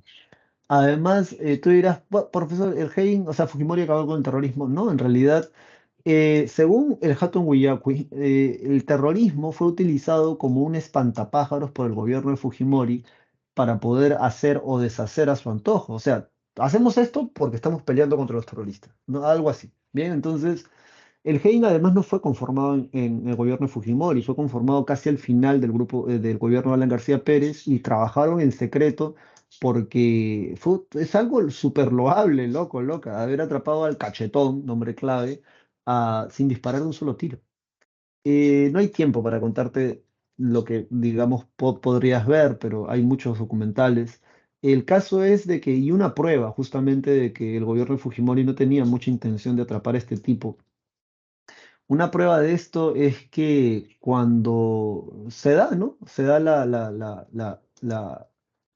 se da a conocer que han atrapado a Imael Guzmán, como dice aquí, el Grupo Especial de Inteligencia logró capturar al líder de Sendero Luminoso y según los propios miembros del GEIN, o sea, esto no es algo que te lo dice el tío, el periodista, no. Según los propios ex miembros del GEIN, el premio, y es un premio entre comillas, ojo, por capturar a este terrorista fue desmembrar, o sea, fue separar a este grupo y reducirlo a los integrantes de dicho grupo durante los siguientes años. No le dieron más armas, no le dieron más gente, no le dieron un nuevo local. No, lo que hicieron fue desmembrarlo. ¿Por qué? Porque como te decía, la hipótesis que se maneja es que mientras esta gente estuviera libre, el gobierno de Fujimori podía tener carta libre para hacer otros desmadres más. En el 93 se declara la Constitución, que es un marco económico de libre mercado. Sí, la Constitución del 93, o sea, si tú haces una empresa te vas a ganador, porque hay muchas leyes en favor de la clase empresarial y, y si la sabes hacer, la haces, ¿no? Reelección presidencial inmediata, subráyalo en tu separata, porque esto es lo que le permite a Fujimori volverse a candidatear para el 95 año 2000. Unicameralidad del Congreso y pena de muerte por traidores a la patria. En el 95, entre enero y febrero, estalla el conflicto con Ecuador. Como ya te había dicho hace rato, para eso sí se prepararon, se meten por el CENEPA o Tiwinza, y hay un alto al fuego con la declaración de Itamarity, la declaración de paz Itamarity. ¿Para qué sirvió esa declaración de paz Itamarity? Bueno, en el caso del gobierno de Fujimori, para comprar armas y llevarse un poco de plata, y en el caso de Ecuador también, o sea, para comprar armas, para la guerra. En el segundo gobierno de Fujimori, ya como dice acá, hay una acentuada corrupción. Qué caligrafía más fea. Sistema de corrupción, se montó un sistema capaz de controlar las instituciones públicas y facilitar la reelección, además de campañas psicosociales. ¿Tú sabes lo que es un psicosocial? Por ejemplo, que todos los días, que todos los santos días de tu vida, desde la mañana hasta la noche, en los noticieros lo primero que escuches es muertes, asesinatos, violaciones, hurtos, secuestros, raqueteos. Profesor, pero eso es lo que hay. Sí, está bien. Eso es lo que hay. Bueno, pero eso también, justamente, cuando tú ves todo eso a través de la prensa, y ahora es más loco, porque ahora es a través de las redes sociales, terminas llevándote una idea de la realidad distorsionada, que puede justamente llevarte al temor, a la angustia, y eso es un psicosocial. Es cuando a través de los medios de comunicación tratan de influenciar sobre tu estado de ánimo o tu opinión respecto de algún tema. Eh, y sí, sí, se va a dar. Y manipulación de las organizaciones populares como los clubes de madre, y también por ahí hay programas de televisión bastante locos que salieron y que eran apoyados por el gobierno. De hecho, hasta Fujimori fue a uno de esos programas. En el 96 se da la ley de interpretación auténtica porque la gente dijo, bueno, menos mal que ese tipo solo va a gobernar hasta acá porque ya nadie más va a votar por ti. Y sí, salieron la gente a decir, el Congreso de la República aprobó la ley 26657 que hacía una interpretación entre comillas, auténtica del artículo 112 de la nueva Constitución del 93, que sirvió para que Fujimori pueda reelegirse por tercera vez postulando a las elecciones del año 2000. En el 96, en diciembre, se da la toma de la residencia de la Embajada de Japón por el grupo terrorista el MRTA. Y bueno, acá hay algunas cosas, ¿no? Van a pasar Navidad y Año Nuevo en la embajada. Yo recuerdo que estaba en Venezuela, era niño en ese tiempo. Y el 22 de abril se da el operativo Chavín de Huántar. ¿Por qué? Porque se llamó así porque tuvieron que construir o excavar canales subterráneos de la casa, de una de las casas de enfrente, hacia la embajada de Japón para que por ahí se puedan meter las fuerzas especiales y ese va a ser el rescate de los rehenes. Acá tú puedes ver a miembros del Comando Chavín de Huántar, que son fuerzas especiales de nuestro ejército, y esta gente no es que es del ejército, vienen de cualquier fuerza armada, pueden ser un policía, pueden ser de la Fuerza Aérea, de la Marina, del Ejército, hacen cursos especiales para esto. Creo que se le llama los FOES. Dos integrantes de este grupo van a morir. Ahora, una cosa curiosa, y esto lo puedes leer acá. $1 millón va a ser donado al comando Chavín de Huántar, o sea, a esta gente que puso en riesgo su vida para poder liberar a estas personas de la embajada. Un periódico en Japón va a hacer una recolecta, va a hacer una donación de $1 millón para que sean repartidos entre ellos y los familiares de estos dos que han muerto. Entonces, tú pregúntale a algún fujimorista de esa época qué pasó con esa plata. Porque según un informe de la Contraloría, como dice aquí, ni un solo dólar le va a llegar a ninguno de ellos. Esa plata se la pelaron, se la tiraron, se la metieron al bolsillo y ni un solo dólar le llegó a ellos, ¿no? Entonces, esas cosas tenemos en gobiernos así. Hay una recesión por la crisis asiática, Rusia y brasileña, o sea, no nos están comprando materia prima, malazo. Y en el 80 y 98 hay un fenómeno del niño que tú ya sabes que siempre cae mal en países como el nuestro. En octubre se firma el Acta de Brasilia, donde se cierran definitivamente nuestras fronteras con Perú. No perdimos territorio, pero sí tenemos un territorio que cita Marítí compartido para celebrar festividades conmemorativas por ese conflicto. A pesar de que Ecuador, el ejército nos gana en tierras. De hecho, ellos mandan a fuerzas especiales. El Perú manda a soldados rasos, ya, soldados comunes y corrientes. Ecuador manda a sus fuerzas especiales. El equivalente serían ellos para el caso peruano. Nosotros no mandamos a ellos, mandamos a gente que se matriculaba en el ejército, se enlistaba y a esa gente la mandamos. Gente que después regresaba sin una pierna, sin un brazo. Y eran jóvenes muy probablemente de tu edad, porque se minó toda esa zona. Para el año 2000, Fujimori, entre comillas, vuelve a ganar las elecciones y es aquí donde colapsa el régimen. ¿Por qué colapsa el régimen? Primero, nuestro cholo sagrado, Alejandro Toledo Manrique, en julio sale a decir fue fraude. O sea, todo el mundo sabía que era fraude. Ya nadie te quería Fujimori y aún así ganaste las elecciones. Y hace la famosa marcha de los cuatro suyos. Ah, Meses después, el 14 de septiembre, Fernando Olivera presenta justamente este video en el Hotel Bolívar. En ese video, o sea, primero llamó a los periodistas, ¿qué será? Vamos a tomar pisco sour, dijeron. Llamó a los periodistas y en un proyector puso esta imagen que tú ves acá, que era un video en realidad, donde el amigo, asesor, padrino, yunta, pata del presidente, que en este caso es Vladimiro Montesinos, le está dando a Alberto Curi $15.000 para que se cambie de bancada. Él era de una bancada X, para que se cambie al partido político de Fujimori, la bancada de Fujimori. Fue un escándalo. Bien, en noviembre el tipo se fuga, lo encuentran después en Venezuela. Fujimori, sin permiso del Congreso, termina saliendo del país, que a una conferencia, y en vez de retornar, se quedó en Japón. Desde allí intenta renunciar por fax, pero en noviembre el Congreso declara a Fujimori incapaz moral y por eso lo destituyen de la presidencia. O sea, esto es, ¿no? O sea, hay gente aquí que por menos, o sea, hay gente que en realidad les han hecho unas cosas en el Congreso.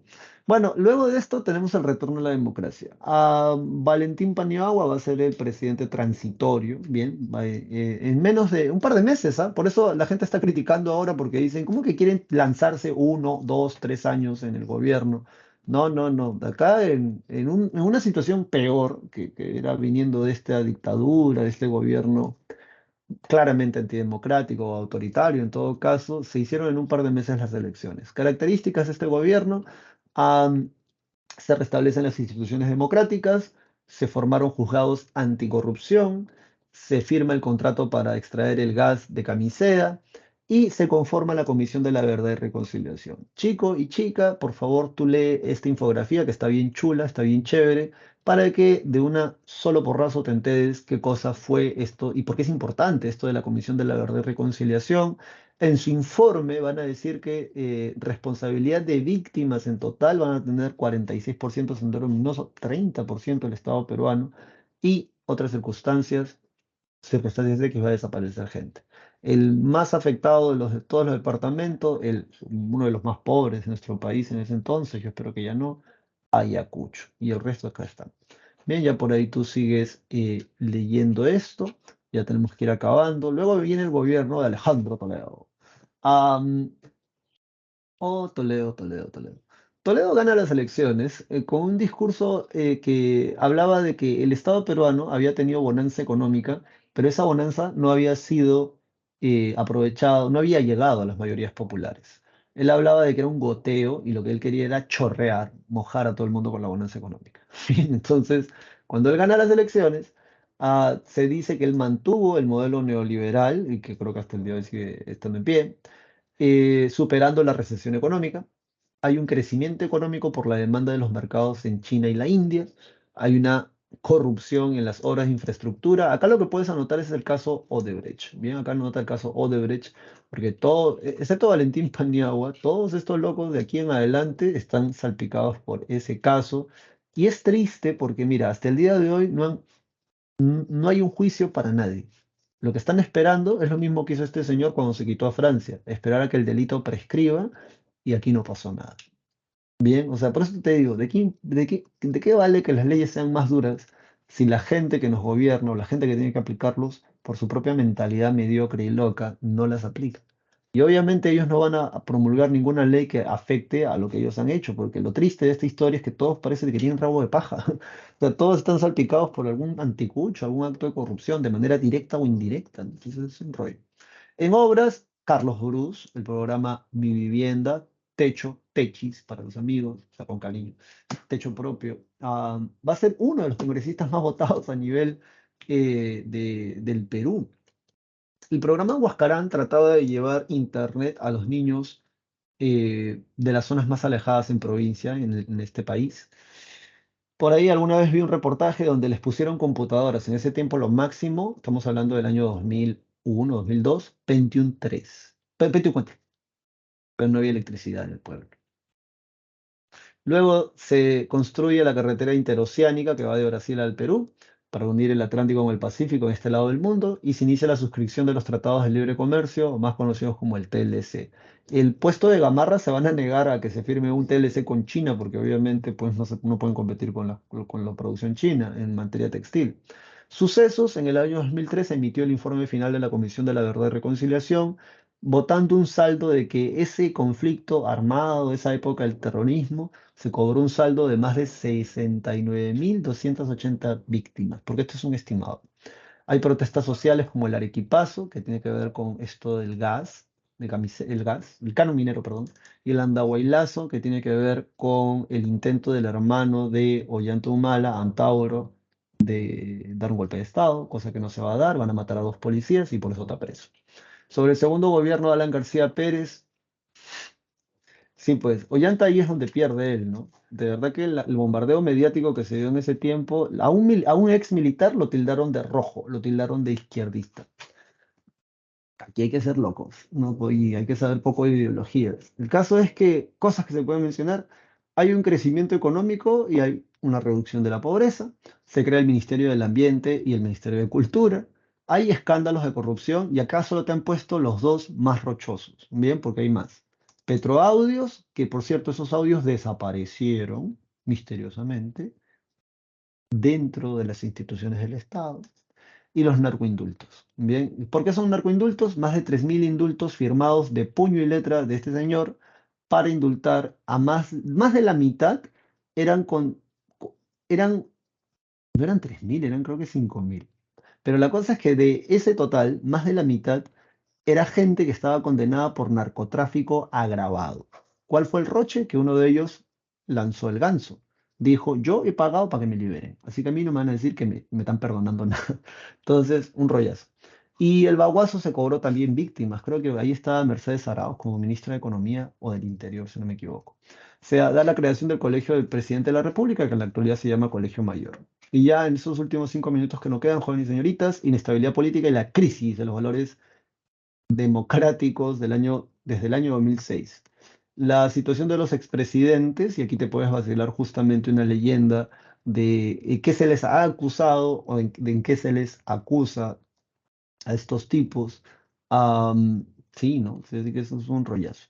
Bien, chicos y chicas, gracias por tu atención en estos últimos minutos que nos quedan. ¿Qué podemos decir? Bueno, lo primero es agradecerte tu atención, que hayas llegado hasta aquí realmente, aunque no lo parezca, es bastante significativo, porque como les decía, no todo el mundo llega al final, de hecho la mayoría a mitad de camino ya está tirando la toalla, porque esto es una cuestión de compromiso, esto es una cuestión de perseverancia, esto es una cuestión de disciplina y de formar nuevos hábitos. Recuerda que nadie nace sabiendo, ¿bien? Nadie nace, nadie nace listo para ingresar a la universidad, a eso voy.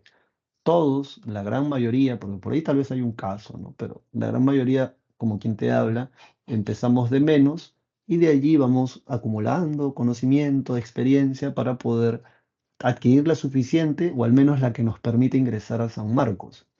A recomendaciones, recuerda ya desde ya ir revisando exámenes pasados. Obviamente el simulacro deberías de por ahí haberlo ya visto. Estaban bastante buenas las preguntas en historia, full preguntas de eco en su mayoría. Em, ¿Por qué tienes que revisar preguntas de exámenes pasados? Para que te habitúes como están preguntando en historia en el examen general. Lo otro que vale la pena mencionar es que un día antes de tu examen no estudies. Ve a bailar, ve a nadar, ve a hacer deporte. O sea, la idea es que vayas súper fresco, fresca, relajado, relajada a ese examen.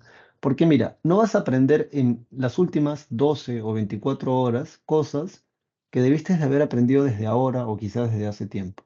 Bien, no vayas a ese examen angustiado, angustiada, no vayas a ese examen con locuras en la cabeza. Ve tranquilo, ve bien descansado, bien descansada, y obviamente no puedes responder aquello que no sabes. Así que si tú has estado estudiando historia y sientes que has estado estudiando incluso más allá de lo que tal vez am, se exigía o se pedía, entonces coge seguridad de allí, porque obviamente no vas a responder algo que no sepas. Pero si has venido estudiando lo mínimo, lo necesario, o sea, me refiero a lo más importante de cada tema, tienes muy buenas probabilidades de contestar bien en la parte de historia, al menos en estos si te toca el examen de 5, que muy probablemente, me imagino, este salón es así. Luego de esto, como le dije a otro salón, si te está doliendo la cabeza, si por ahí cuando empiezas a estudiar te empieza a doler la cabeza o mientras estás en clase te estás quedando dormido, de repente necesites un complemento vitamínico. Hay vitaminas para estudiantes preuniversitarios o universitarios incluso, porque nadie te entiende, sobre todo si en tu casa nadie ha pasado por lo que te estás pasando. Profesor, ¿cómo? O sea, por ahí a veces se te escapa, ¿no? Estás estudiando, sí, ya tienes 2, 3 horas, 4, 6, 8 horas estudiando y por ahí dices, estoy cansado. Entonces el comentario típico, ¿cuál es? ¿Cansado de qué? Te dicen, ¿no? Y obviamente ese comentario es producto de gente que pues nunca ha pasado por este vacilón de ponerse a sentar, resolver problemas matemáticos, estar estudiando para memorizar algún tipo de información. Hay un cansancio físico. Parte de ese cansancio tienes que canalizar, ese estrés tienes que canalizarlo con actividad física y alimentándote bien. Dicho esto, chicos y chicas, para mí ha sido casi un placer sexual haberte dictado clases. He tenido el agrado de poder compartir estas 18 semanas contigo y espero que para ti también haya sido esto interesante y provechoso de cara obviamente a tu examen y más allá incluso de tu examen. Tienes que aprender de todo porque finalmente, ¿cuál es la gran historia de la cual debes de aprender y sacar lecciones? La historia de tu vida. Bien, o sea, esa es la principal historia. Tú eres el personaje principal de tu historia, vívela, gózala y vive para el bien. Recuerda lo que dijo Gandhi, sé el cambio que quieres ver en el mundo. Y tú vas a vivir en un país agradable en la medida en que tú te sientas agradable, o sea, seas una persona agradable contigo misma. Cuídate mucho, chicos y chicas, y que la fuerza te acompañe. Chao, chao.